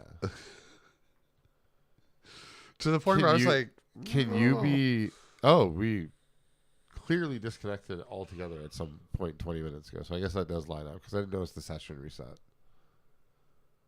Random things Barry noticed on the screen. My apologies. I forgot what I was going to say. I interrupted myself. Absolutely blank. Timothy's got it saving us with a Badoo. Thank you. You don't want to know how many liters of Coca-Cola I bought today. I'm going to say 2. Times 4. Why? Because it's really cheap, and when I order it through delivery services, it's marked up like 6,000%. Someone did a TikTok where they have like someone coming from another country excited to try American And it's getting Coke. cold, so I can have ditch Cokes. Sorry, go on. Very excited to have American Coke. And he takes a sip. He's like, this is horribly chemically and tastes really bad. And like, he's very in disbelief. He's like, no, the chemicals taste good. They're good for you. Like they're and he, like, I wish I would have kept it. And he's like, here, try this special Coke. It's like, oh, this tastes so much better. He's like, that's Mexican Coke. It's made with real cane sugar. Real Like, sugar. no, and then the guy's like, no, you don't understand. The high fructose is cheaper and better for you. Like, oh man, because I've gotten you real Coke, like the real cane sugar Coke. I It's can't better. say that I noticed a huge difference, but it was great to have. Thank you. I always wanted to try it. I felt like it must have tasted better. I need to. You know what? I need a larger sample size.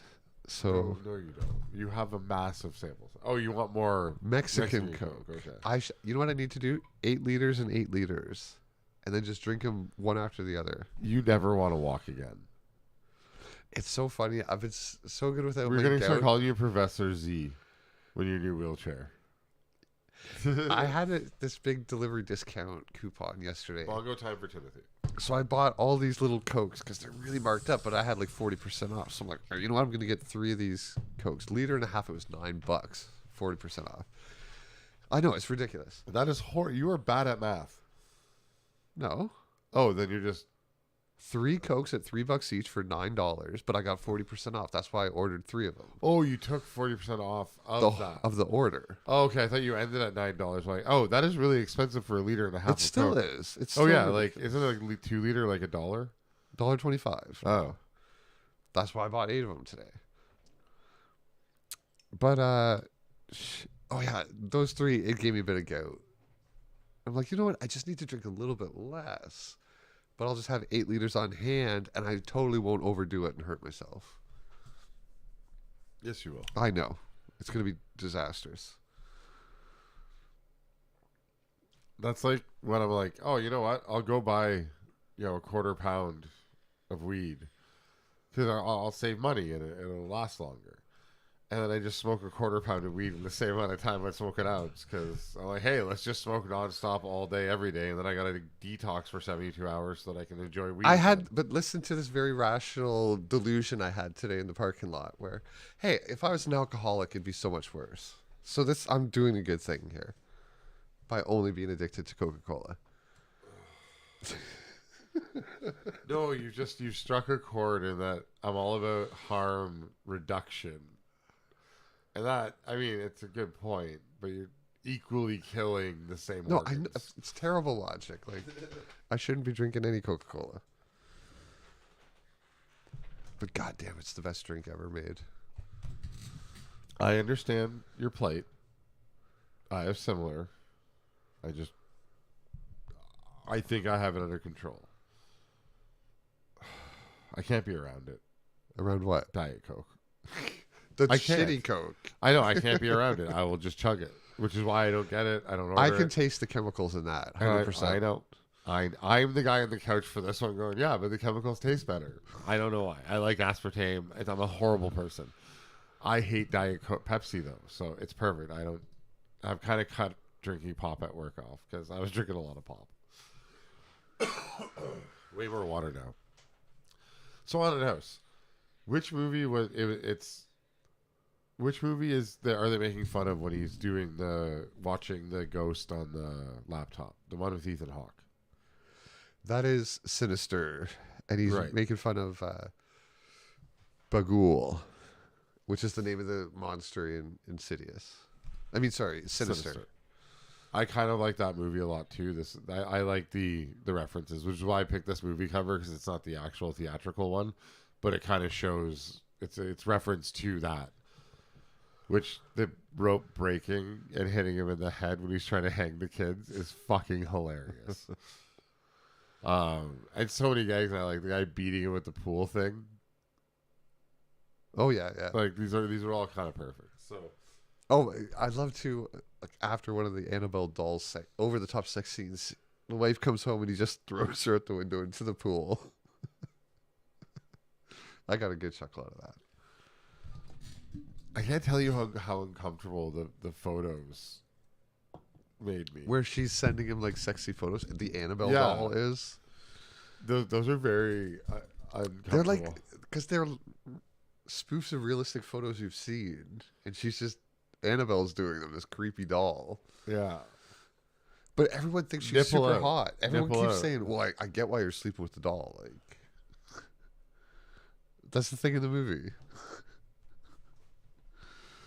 And then he loses her at the end to someone else. Cedric the Entertainer seemed less in this one than he was in the last one. Too much of the gangster cousin. Oh, you know who was over the top though? That guy in Frighteners, the dead black guy from the 70s. He was really over the top. After watching that ending, I kind of feel almost like James Franco and their crew stole their ending from this movie. From Frighteners? This is the world. This is the end. Do you remember the ending of This Is the End? No. Okay. They all go to heaven and then they do the everybody dance, but in between, like, someone actually gets eaten by a similar beast right near the top and so on. As Frighteners? Yes. That demon worm thing? Yeah. That was pretty cool. Like, the effects of them going to hell and the monster, like, putting its tentacles through Watching it the go wall. from that white blue to, like, the blood vein living tissue. Like, god damn, we understood it in the 90s. What the hell happened?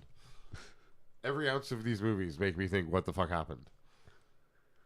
Abbott and Costello has a better written story than Ant-Man does. Oh, have we talked on air about the problems with TV and them admitting they were wrong and that they're going back to the actual writing process of television? Who's they? What do you mean? Marvel. Oh, well, I didn't know that's what you meant. No. So they kind of just came out with it and said, oops, we probably should have done pilots. We probably should have did tests, and we should have had finished scripts before we started to shoot. The reality is they're like, oh, we've lost a lot of money and we realize now maybe we should follow the formula that worked. I heard this expressed too. Like, these companies have been trying to tell us what we want to see instead of listening to us. Yep. And now That's a they're like, common theme oh my God, right now. our stock price keeps going down. Please come back. So we'll see. Don't be wrong. I still want to see these stories. And even the ones that they fucked them up. If they figure out creative ways to make them come back around, I'm okay with it. I wonder if they've spoiled it too much. Because for someone like me, I'm like, I've just lost hope. No, I mean, again, if you look at Ahsoka, what it's done to, like... Because remember, when we say Marvel, we mean Disney. When we say Star Wars, we mean Disney. It's all Disney. So, like, people like Nathan Fillion are there. They're working... David Fillion are working hard to bring back the passion part of the story and not do it for money and not have an agenda, just tell wonderful stories. And it seems like Kevin Feige's return and departure from Star Wars states that they see that they must do the same thing. They got rid of the horrible person. And, yeah, so I'm getting a little more faith that maybe we could get some better properties. I still think, though, it was geared to you, and it's not going to win over people like me that don't know the whole lore. And no, but now you've watched this. So the next series that ties some of these characters into how the story gets back to the main line, you'll end up watching that too. And then you'll watch the I next don't know. thing. I don't think they did enough probably end up to win me covering over. it. We'll cover it if we do that, but... And that's the other thing, right? Because it becomes part of pop culture. If it does turn around, we'll hear about it, whether we're still following or not. Yeah. And then we'll check it out. And if it did turn around, I mean, it won't be hard to win me back to Marvel. That there's such an amazing base there that one bad phase is like that's 25% bad. There's still 75% good. Didn't they do phase 4 and 5 of their plan? Because I feel no, we're just entering phase 5. Ant-Man Dawn, the end of was the start. End. End. Of what? Phase 4? Okay, so the start of phase 5. Yeah, we're in the start of phase 5. That's what I'm trying to say. Sorry, I apologize. Yes. So and listen, we've got, we have Guardians of the Galaxy, Loki, both so far quality in my eyes. Yeah, Loki it's is just I quality think so the average far. person, there's so much to sort through. It's hard to. Agreed. But I mean, again, if it's good and it gets good again, the nerds will come back, and then the people will come back, and then I'm liking the new stuff that we can try and find, like The Boys, I guess, and Invincible. Which I that wish should you be wouldn't have really said The soon. Boys. I really because like I just watched the episode and you didn't, and I want to talk JB, about it already. We will be talking about that on Wednesday. We will not. You will be. Oh crap! Yeah, you can. It is my wedding anniversary. Zazie will be streaming probably Minecraft or maybe even 7 Days to Die to even further the world more while I'm away. Yes, Timothy. Yeah. Tom Hiddleston. Yeah, in Marvel you only have there's like 2 different first names, Tom and Chris. You got Tom Holland or Tom Hiddleston and all the Chris's. So many Chris's. Evans, Hemsworth, Pratt, and there's one more. I think.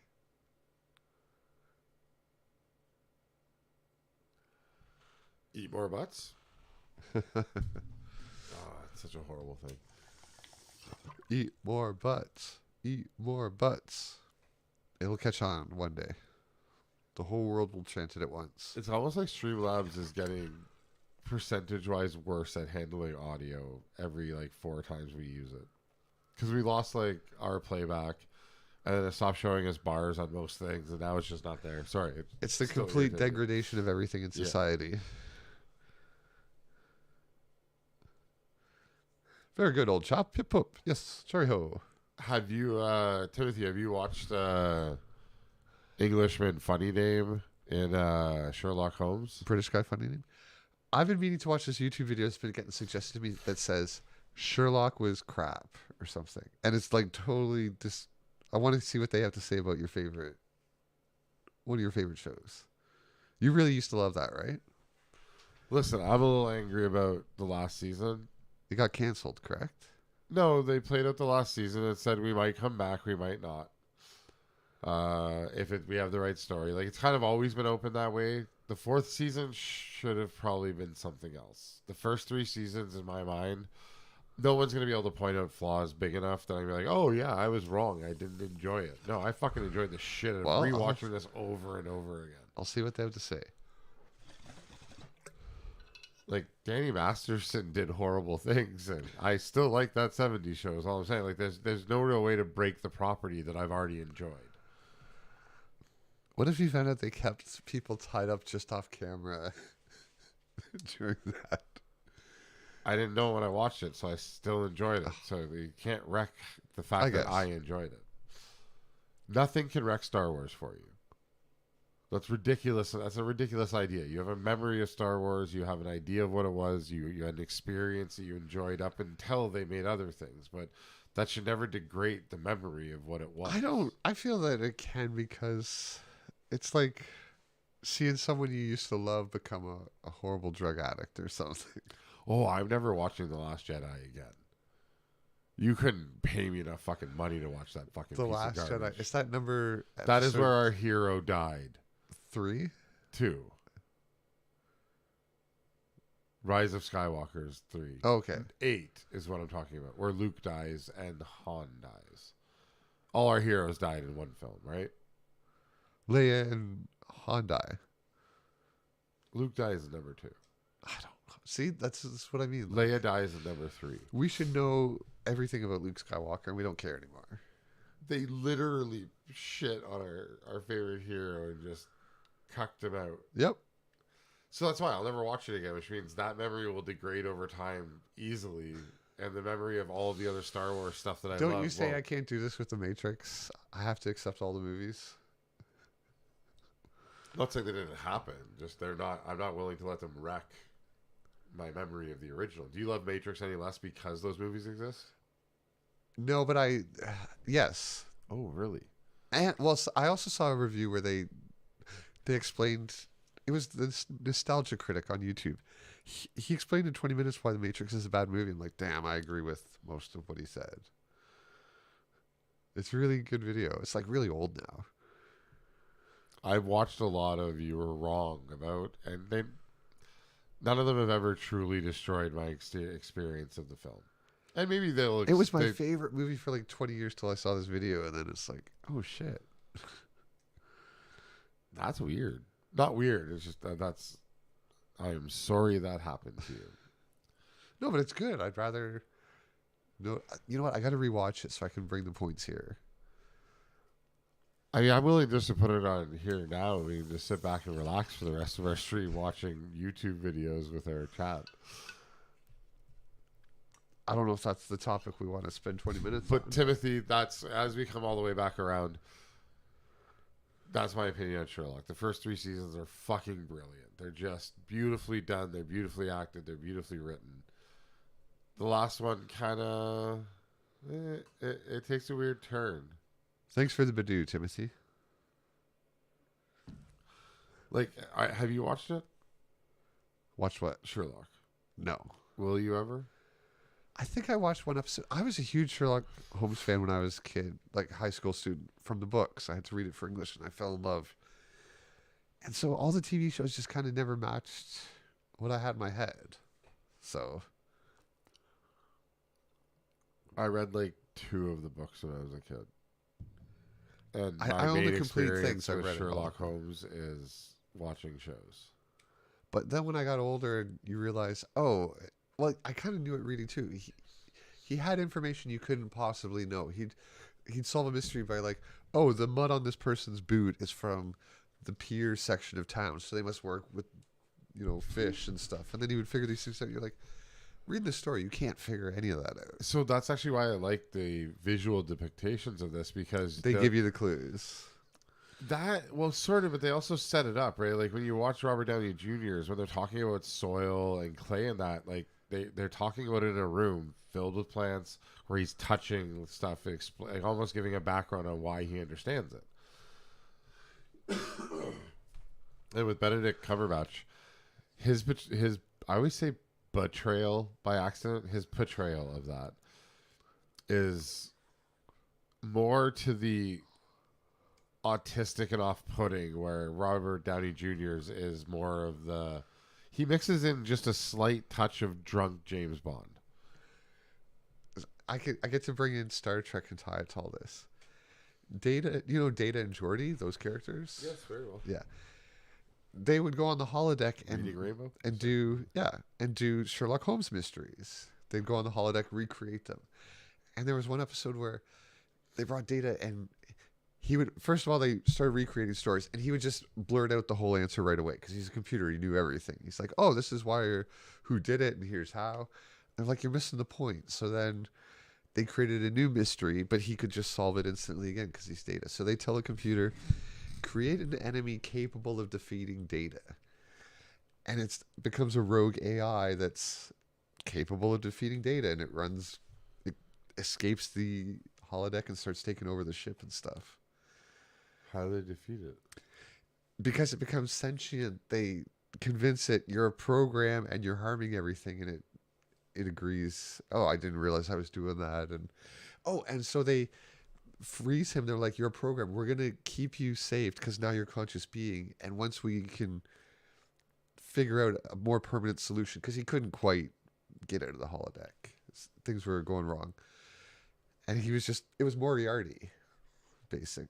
It's that character got the AI, and Sherlock Holmes' arch enemy. Which is funny because he gets out later in another episode, or they need his help or something. We have another Star Trek reference to Sherlock Holmes because Khan is also Sherlock.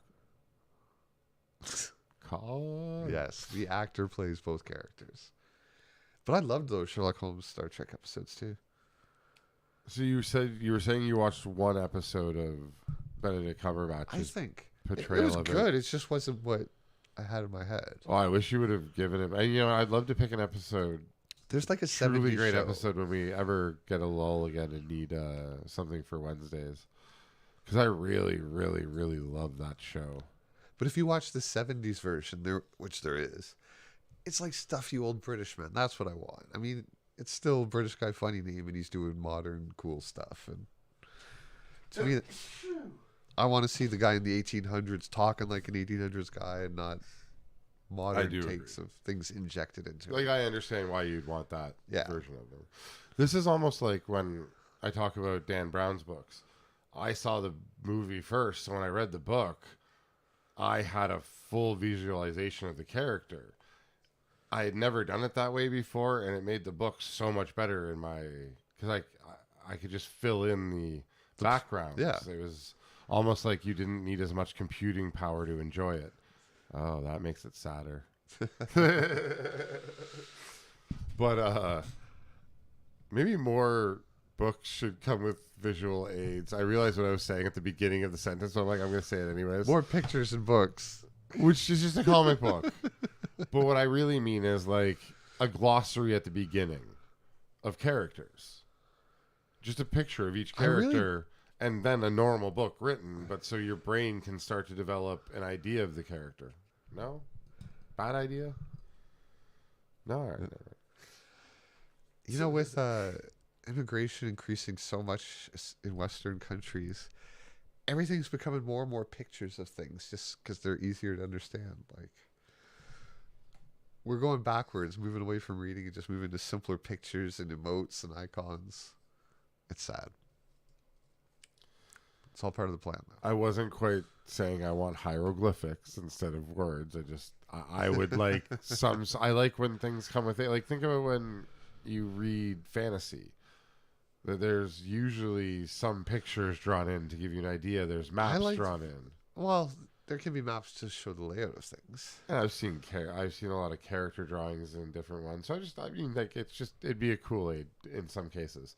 Obviously, you wouldn't need it for like Dan Brown books. I just mean when you have characters. But now that guy is Tom Hanks in my head always. Yeah, that's what I say. You wouldn't need it for books that are just, think of an average Joe and then change one feature in him and then move on. But for more complicated characters, it'd be... Anyways, I'm moving on now because I think I'm beating a dead horse. A Haunted House 2. Favorite scene? I guess Please don't say doll rape. That's what I was going to say. Okay. Do you want to hear where I had to look away? The doll was consenting. I guess, yes, that's true.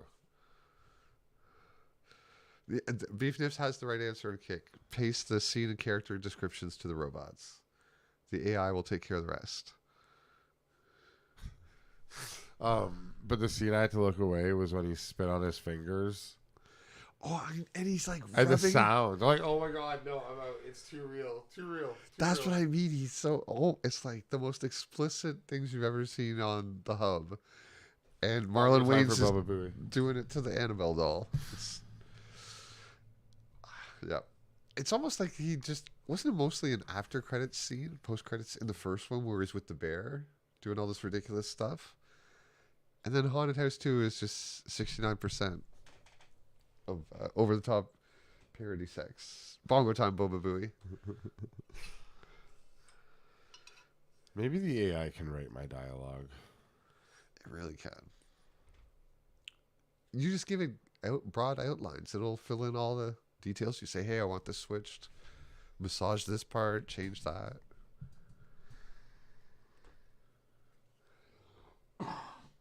That feels like cheating.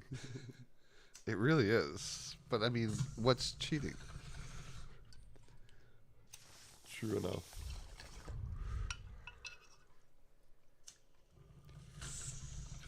It's if we're gonna merge with computers ourselves, that's part of it. Is your direction to the AI, and what it produces is your combined output. So you got to become a prompt wizard like Beef Nips. Beef Nips, hit me up if you want to write a book together. Sorry, or write a movie together. But see, too, we're having AI like do NPC dialogue in games and stuff now, and it's going to be like, yeah, they start to become sentient because we want them to be as good as possible. I'm waiting for Haunted House 3 where they do AI. Haunted House 3.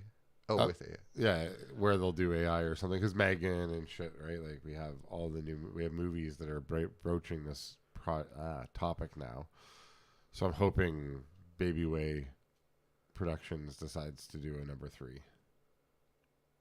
Is that the name of the company? Yeah. What's it called? Baby Way. Baby Way? Yeah, Doug Wayans. Oh, Baby Way. Yeah, okay. I didn't notice it the first couple times I've seen the movies, and then I saw like, that is literally cute. That is an awesome name. So yeah, there's this, but it's just not as good as the first one. The first one seems almost like a perfect parody, like Scream or Scary Movie 1 and 2. I like the one with Charlie Sheen. I always forget if it's 3 or 4. 4. 3 is the one where we're introduced to the 2 hip-hop-esque characters. Oh, Kevin guy. Hart and Anthony Anderson. Yeah, Anna Faris is in all of them, though. I don't like number 2. I know everyone likes it with the guy's weak hand. No, grab my Chris strong hand. I do not like Why? that. What about it does not play? If I would have known you didn't like it, I feel like I would have picked it so we could have talked about it. I remember loving Scary Movie 1, and then 2 came out, and I'm like, this is garbage. That's the only impression and memory I have of these things. The hand job scene is one of those scenes that goes from funny to uncomfortable to funny because they hold on to it long enough and then let go at the right time. Da-dums. I got that. But I mean, I think their vision is better than what the studio did without them. The first 2 are far superior to the 3rd and 4th. I just remembered in a haunted house too. He's watching like the webcam footage, trying to catch ghosts in his house. I think it's his son's room, and somebody's reading his son's journal. No, his stepson is reading his stepdaughter's journal. That's it, and it's about how many sex. Oh, okay, how much sex she had. Dear diary, I lost my virginity to Tim tonight. Well, sort of. I've had sex with 17 men. Boys. He's watching this on his daughter. Anal. So it doesn't count. And hundreds of blowjobs, especially after the blowjob party last month at Ashley's. There must have been 30 or 40 guys there. That's the journal entry the son is reading out loud to the webcam that his while dad is the watching. daughter is sleeping. Yep. Okay, how did you like the box scene? You had your hand in my box. It was a smelly box. Like, oh my god, this is so. I had bad. my whole fist in there, like up to the arm. He had his whole. Talking about his stepdaughter, in my tight little box. But she's holding an actual wooden box, cursed wooden box. Yeah, it's like a cursed chest. Well, that word doesn't work. I was gonna say, yeah, a cursed container, footlocker, a container. Yeah.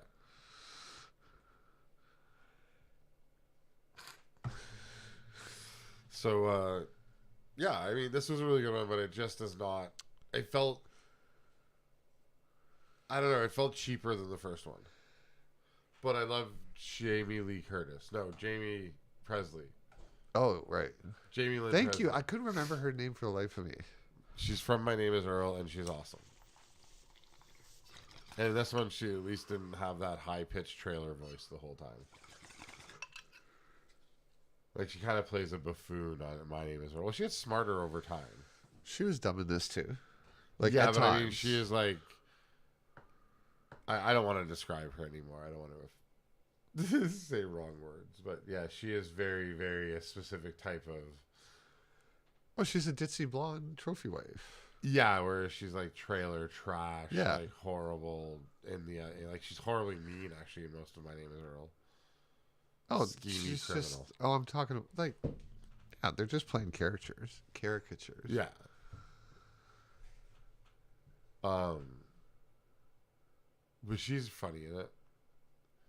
She's almost out of place. Like they tried to get Anna Faris back, and she's like, "Nah." Oh, I thought she did a great job. I really liked. Like, she did what she was supposed to in this movie. It was great. But as you're watching a Wayans production, all I kept thinking was, "This should have been Anna Faris."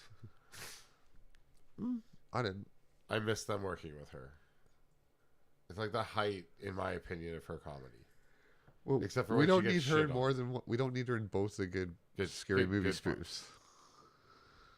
Agreed. I bet you about that already. Yeah. And I've watched her less since she gets shit on.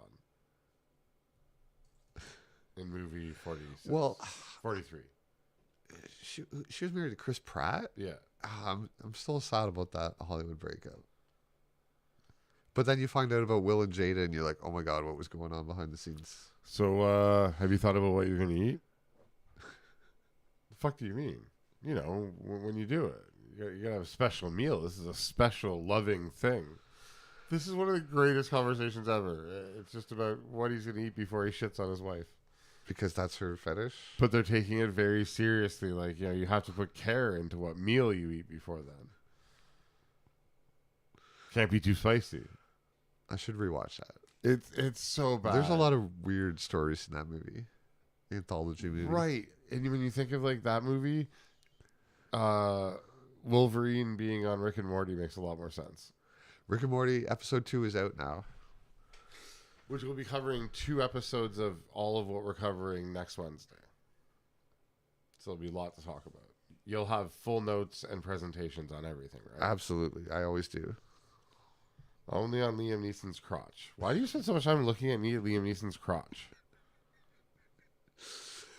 When I found out that he was peeing his pants in all these pictures, I couldn't stop laughing. What is Alone your in my problem house. with seniors? You put such a dark spin on it. I never even really thought of any of those things. I'm just like, he's doing this on purpose or something. Like, it'd be really funny if like it was like a fake stream, like he actually had like a button. Oh, like it's just water. No, but that's not like you're not owning anyone by pranking that you peed your own pants. I mean, he may find it funny, but I mean, okay, dude, you're laughing to yourself. That's really stupid. Like, that is not something that you can then go, haha, I was just like, I came across these things. It's a real thing, I think. It's like, you know how you get pre-worn denim that looks all worn and stuff? They have pants that have like the stain on them that make it look like you peed your pants. It's like a real company. It's a real thing you can buy. What if he just reps them? Well, I looked at their pattern and compared it to the photos. I really did. He's not wearing any of their known brands. He's coming up with his own designer. It's solo works of art.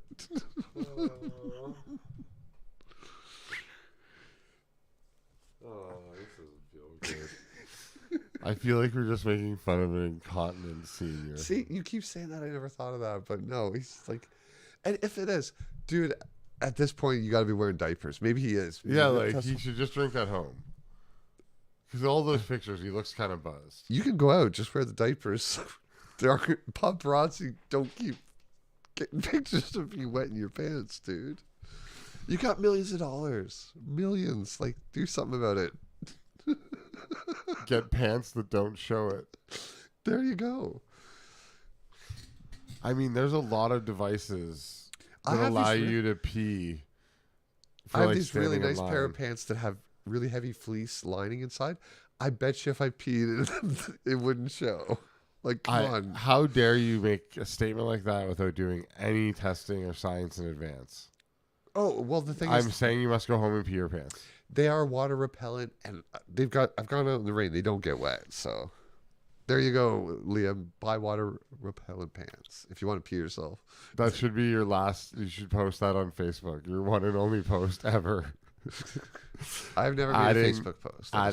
Just at Liam Neeson. Here, buy these pants. They're super absorbent on the inside. Then go pour a yellow liquid on the inside of yours with a picture. And then never go on Facebook again. The legend of Zazie. Or X, or Twitter, or Instagram, or wherever. Just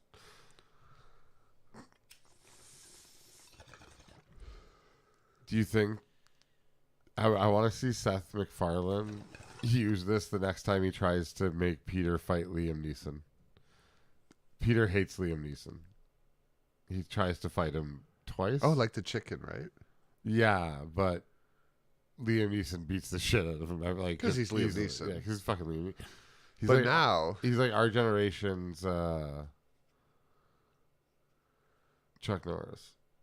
but also pees his pants a lot. Hey, would you, Which Chuck Norris would you probably be does making now, fun too. of Chuck? He probably is now. He's probably like Would 80. you be making fun of Chuck Norris if he did this in his 30s? No. You'd be like, it's fucking Chuck Norris. So, I mean... I would make fun of Conor McGregor for peeing his pants either. It doesn't make it right. Poor Liam. Is there any public actual comment from his side or any whatever? No, but can you imagine if this kept happening to you? You'd be like, God damn it. What did I do last night again? Like, after the second time, he seems to be an incontinent alcoholic. He does. Like, this... Because, I mean... That's the definition of alcoholism. Does it affect your day-to-day life? Yes, people have caught me peeing my pants in public. I should probably stop drinking. Can you imagine waking up and seeing it on, like, national news? Because, I'm sure it gets suppressed. His PR agents do stuff, which is why it's not common knowledge yet. I'm working on that, but... God damn it. That's why I showed that tweet. Come on, you tattletales. You know, every once in a while, like, we PS shouldn't talk about such dark topics. Like, I just want to be a film theorist and talk about film. He's an actor. This is on top of I am never going to be, like, no matter how hard I try now, I am never going to be allowed to interview anyone. And if I do, they're all just going to be there to punch me in the head. And Liam Neeson now will try and murder me. So thank you for that. Like, I'm pissed off. Like, if anyone ever went back to me, we pissed off. We bitch about new rock stars.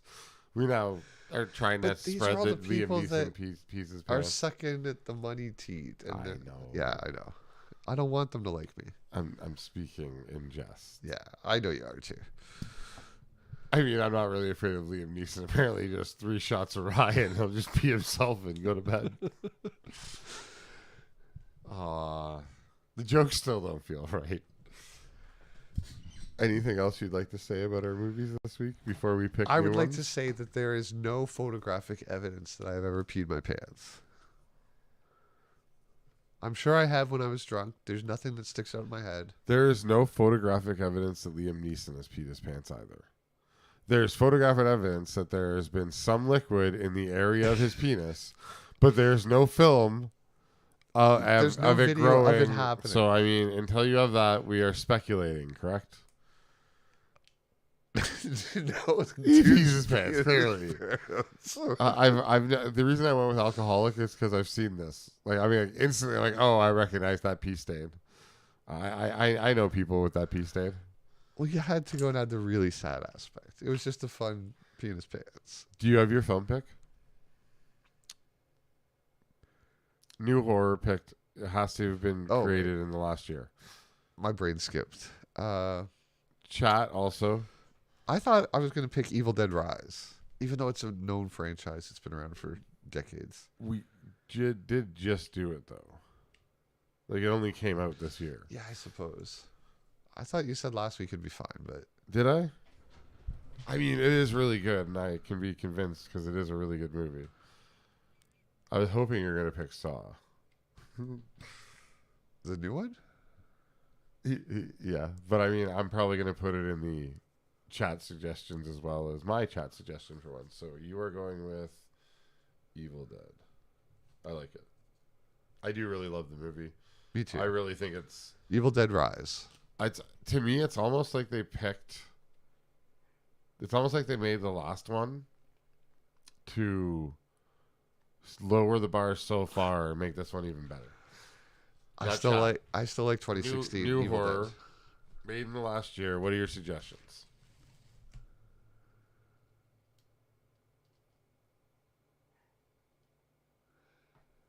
Talk to me. In Evil Dead 2016, one of the girlfriends pees herself. Pees her pants, goes down her leg onto the floor. Since we're talking She about must that. like cartoons. Still your joke. Sorry. All right, Dee Dee's got to pick it. I'm That really was putting good. Saw X in there. Talk to Me was good. We may have to watch a video. Quick break here.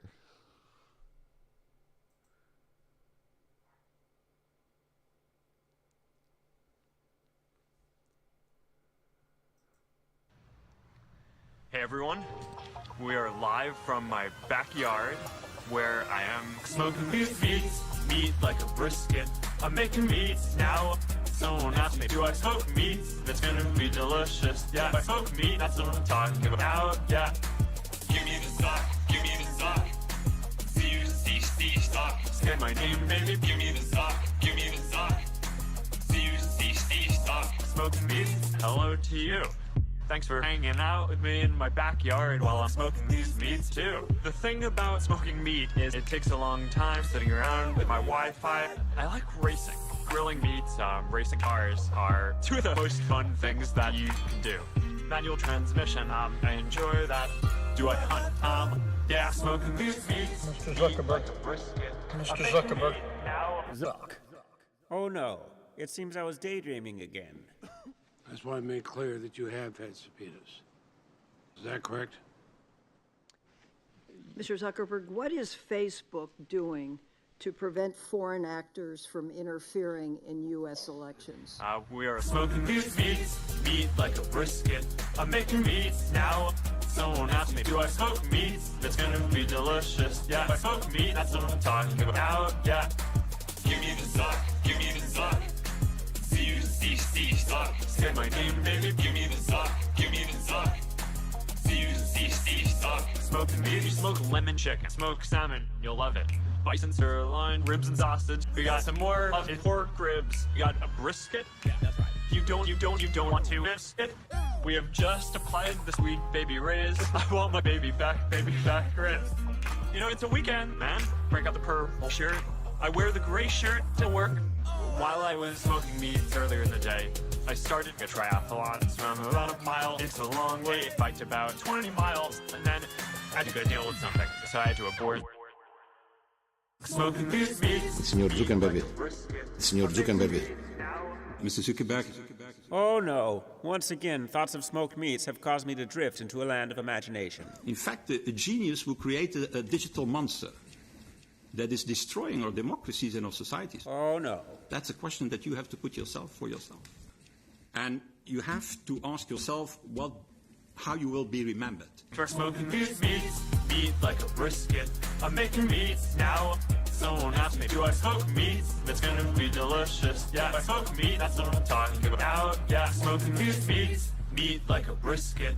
I'm making meats now. Someone asked me, do I smoke meat? That's gonna be delicious. Yeah, if I smoke meat, that's what I'm talking about. Yeah. Give me the sock, give me the sock.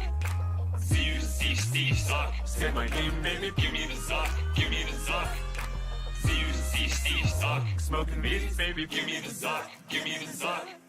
See you, see, sock. Say my name, baby. Give me the sock, give me the sock.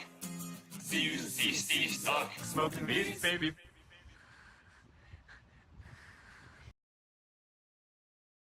Baby Yoda, baby Yoda. He's cute as a button, and he's 50 years old. I wanna know, baby Yoda.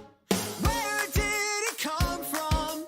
Where is his home? I gotta know, baby Yoda. Baby Yoda, baby Yoda. He's a mystery to you and me. What's his deal? He's adorable, and he shines like Beskar steel. He's powerful in ways you cannot understand, and you'll fall in love when he smiles and waves his hands. 'Cause he's cute as a button, and he's 50 years old. I wanna know, baby Yoda. Where did he come from? Where is his home? I gotta know, baby Yoda. They're gonna hide until the heat cools down and settle in this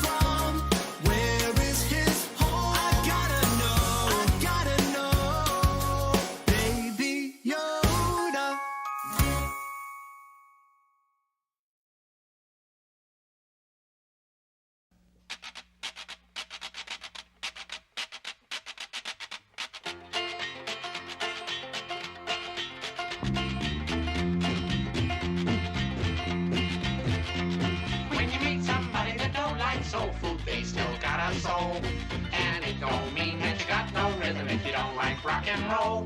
But if you taste like mine, you like cider, not wine, and your very favorite thing to do Let's get a pretty girl dancing to jug band music. and a mess of mama's barbecue. Barbecue, it's my spirit, I swear that it never fails. And the sauce mama makes just stays here forever if you dare to get it under your nails. Well, you may be poor with the wolf at your door, But money isn't everything. you still got the sun and a river full of fun, and you always have a song to sing. So get the frown off your face, we're gonna replace it with a grin and a dream come true. With a pretty girl dancing to jug band music. And a mess of mama's barbecue.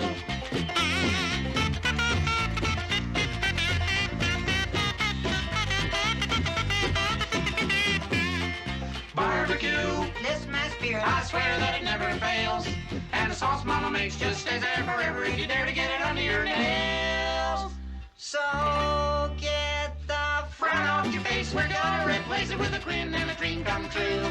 With a pretty girl dancing to jug band music. And a mess of mama's barbecue. That's a pretty girl dancing to jug band music. And a mess of mama's barbecue, mess of mama's barbecue, mess of mama's barbecue. A mess of mama's barbecue.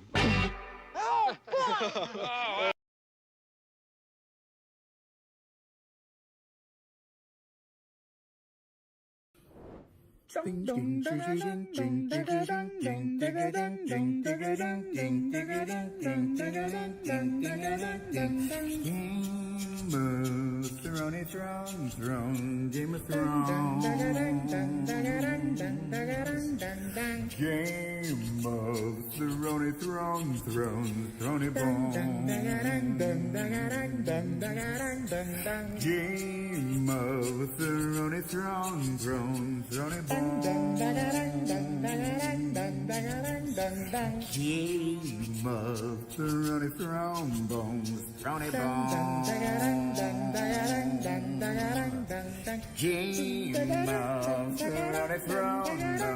Throne Bones. Game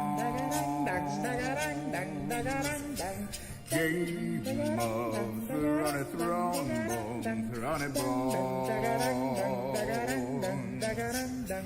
Game of Thrones. Game of Thrones. Game of Thrones.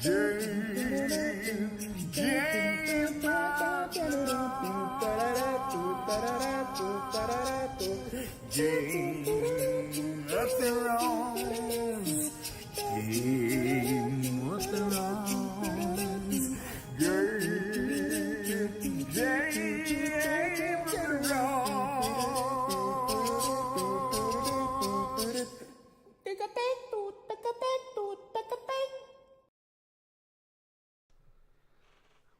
Well, that didn't make you happier.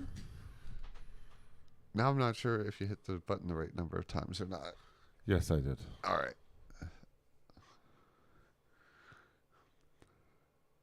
Oh my goodness. Space Bacon, welcome in. And Fluffy D, if you're still listening, sorry to hear that, but this channel is probably not going to help you feel better. Oh, I mean, that's... We talk about the end of the world all the time. That makes you feel better. That's true. Yeah, I suppose so. I mean, hang out, see if this makes you feel better. But welcome in Bongo time. Bongo time for both Space Bacon and Fluffy D. The real Fluffy D. As opposed to the fake Fluffy D? Or the impersonator. Or the evil. Or the small. I suppose that they still could be real. Yeah, no, all that's those just... things still imply real. No, but there can only be one. And I feel fine. Damn it.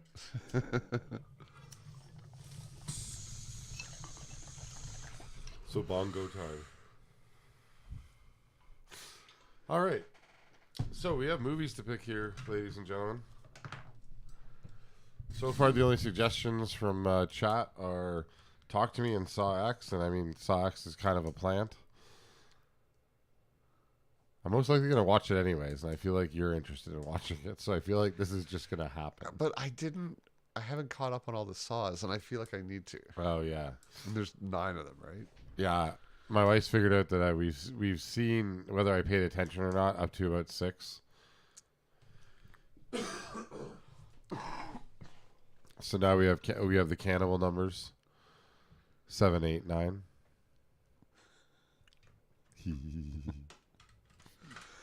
I've told a really, really awful, dirty version of that joke, but Huh? How do you take a very childish, well-meaning, lighthearted joke and turn it? Do you want to see me do it? I do, yes. You're gonna regret it. No, I mean, I regret most of my decisions in life, so why should this be any different? So set up that joke. Why is 6 afraid of 7? That's it. Why is 6 afraid The of traditional answer is because 7, 8, 9. Because why is 6 afraid of 7? Because 7 beat, murdered, and raped 4's wife and killed their children.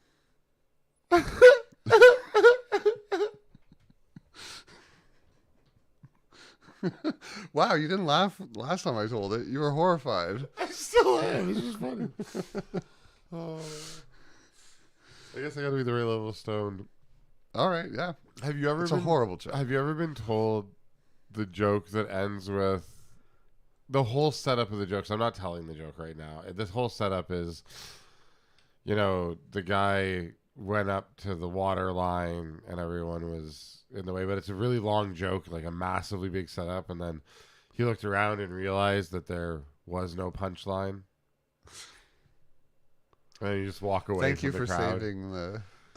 But like, it's all about 5-minute telling the most. It's almost like The Aristocrats. yeah, but where you not just dirty. try and tell the most elaborate, dumbass joke ever, and then just end it with. And I've fallen for it like 3 times in my life because most people try and give an interesting story that leads nowhere. I have a joke that takes about 5 minutes to tell that involves a character called Two Guns that I usually tell and retort to these things that wastes a lot of time for a small punchline. But at least there was a punchline. Anyways. Anybody else have a suggestion of a horror movie that was made in the last year? Oh, Dee Marie, if you're still listening, there was, maybe it was Talk to Me, I forget, the one with the aliens that raid the person's house. I forget what that one was called, but it was like a modern movie, and it was just a lot of scary scenes of an alien chasing people in their own house. Huh? There's a story and stuff too, but I kind of liked it, and I've watched it a couple times since. Thank you. Boba Booey knows what I'm talking about. It's called No One Can Save You. Or something like that. Very close, yeah. Hey, Space Bacon, have you watched any good horror movies that came out in the last year? Beef Nips saw it too with me in Discord. Oh, wow. It's identical, though. Holy crap. Boba Booey and Beef Nips on 2 different platforms type the same sentence. No one can save you or something. And Boba Booey is missing an E in something. So there's one difference. And Boba Booey did it in 2 lines. So Beef Nips is AI, which is all Leahy because we are Leahy. He's posting slightly different sentences in different... Oh, the simulations have diverged slightly. Mandela effect.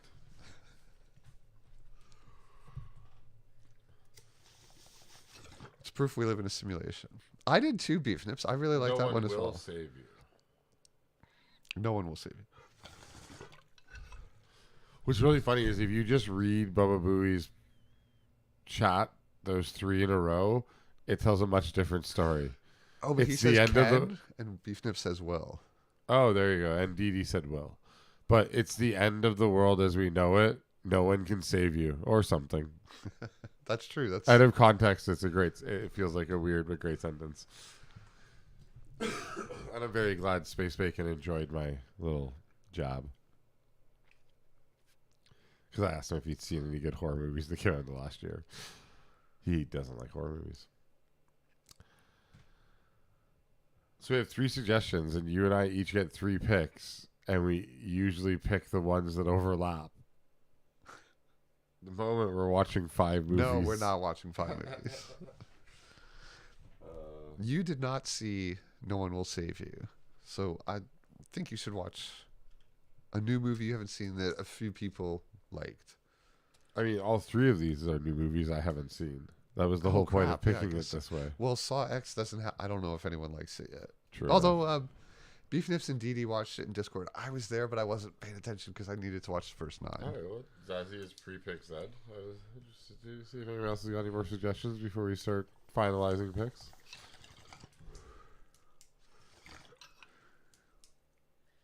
I mean, I'm all down for any of them. I'm going to be watching Saw X either way, so it doesn't matter to me. I just want to get through the first 9. Or at least the last These are all 4 or for 5. Devil's Night. Oh, right. I can't believe it's near the end of October. Jeebus. This is how we'll be watching. And then Sabrina is going to be streaming on Halloween. Oh, it's a Tuesday. It is. Very cool. I can only imagine what oddities she'll have prepared for that. Man, for those of you that watched Sabrina Solo last night, I felt like she had an extra good stream. She was The killing songs video all game? night. Like Oh, more the than movie. usual. Sorry. The movie. Why are you horrified they made it? I thought it won like a bunch of awards. That usually means something bad nowadays. It means it's corrupt money thrown at something that shouldn't deserve it. I kind of thought Eastwood was known as a... I don't know. good I filmmaker. I don't know anything about Gran I Turismo watched it either way. once and... Did you like it? It was alright. I suppose, isn't it based on gamers playing a game? No. Oh, Gran Turismo. Yeah. It's the new one that just came out. Never mind. I thought you said I thought it was Gran Torino. No. My mind just filled in letters when I read it quickly. My apologies. The vibe last night was real. That's hilarious. I'm an idiot. It's like Gran Turismo. The PlayStation racing franchise. But it's horror? Or is he joking? No, I'm thinking he's joking because it's a train wreck because it's a big Hollywood blockbuster. But I think it's based on a real life story of some gamers a pro team that defrauded something. Or I don't know. The chair talker Eastwood.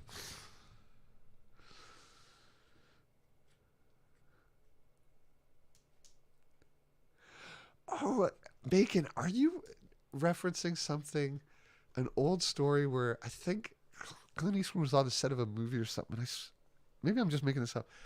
He sat down at a chair and talked to it as if imagine someone's there, or maybe it was at an event or something. But that's striking a chord. Like where Biden level stuff? I think he was trying to make a point, but it didn't come off the way he maybe hoped it would in his head or something. Grumpiest old man west of the Mississippi. I I recently saw an vaguely remember. ad for authentic from set ponchos. What? From his movie trilogy of the West. Oh, but that's like iconic movie history. But no, I just recently, like the ad was, like I saw the ad like That's today. it. Yes, he was at a GOP speaking event, and he was pointing to the chair, saying something. I don't know, like pretend this is so and so, and he was talking to it, and it just didn't come across good.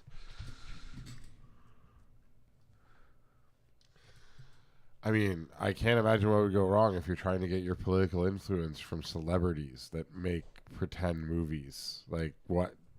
Why are these people talking? Just shut up and make movies. If you have a message, do it. No, don't make creatively. movies. They're on strike. The actors, yeah. You don't have defense for the actors here? I don't care anymore. They're all millionaires. I know. I realize a lot of them aren't, and it's a whole industry. Empathy fatigue. Everything's falling to shit. I don't care about all these other causes anymore. Like I said, I was paying $9 for a liter and a half of Coca-Cola. Like, Jesus Christ, what the hell's going on?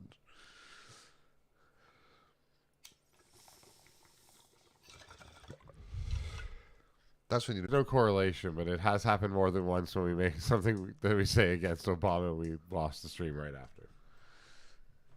I think he killed a dude or something. There's photos where his fingers were all taped up. And then this news, like the fact check is like, Oh, well, you know, that's how golfers tape their fingers. And first of all, it's not. You can just compare how golfers tape their fingers. And then he had a black eye too, and they just leave that out of the story. They use photos where you don't see it. But this was seen like a week or two after his chef drowned in the lake in front of a witness that we've never heard of and no one's ever mentioned or talked about again. In still waters, Listen, and he's an accomplished swimmer. Nancy Pelosi's husband told me that none of that's true. Audio is muted. Fucking Twitch. Oh, because we got disconnected.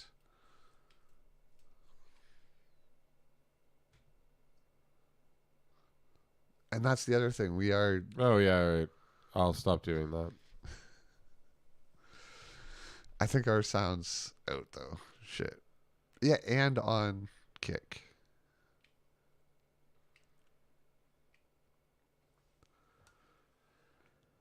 Oh, and video, Dee Dee says on Kick. I mean... This has just been a disaster.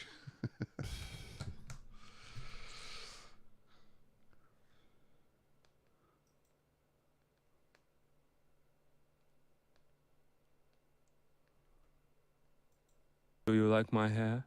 Need higher hair? Mr. Zuckerberg.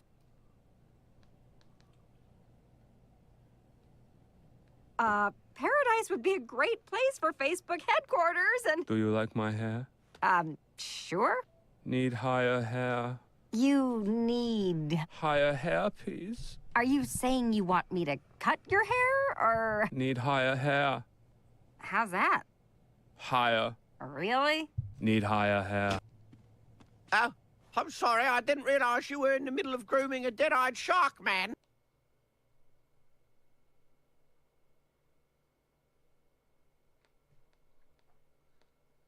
Tech and attack. Oh, we're back on the screen. Sorry. I don't even think we got audio from the video. I'm not getting anything.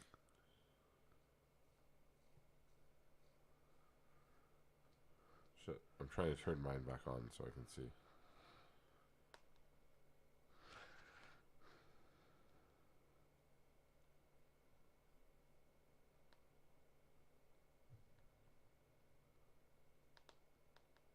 So, I hope we're back. We have a new chatter, but a new chatter, Jake. I don't think our sound's here. Well, if we have video, bongo time.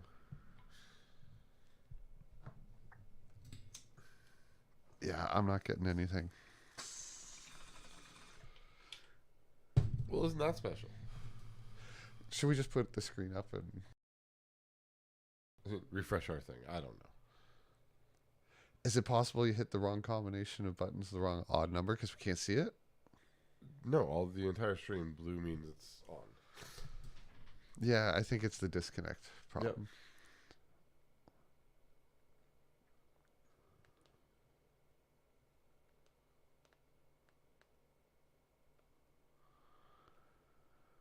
I wish I got more options on this side to do any sort of refresh, but all I can do is refresh our chat, which does nothing for the rest of this. But I mean, we've disconnected. You might as well close Streamlabs and start it again, maybe, if you still want to stay on. The other half of Zazie and Silent Barry. Damn. I'm just wondering if I'm just checking to see if I can do anything from this side.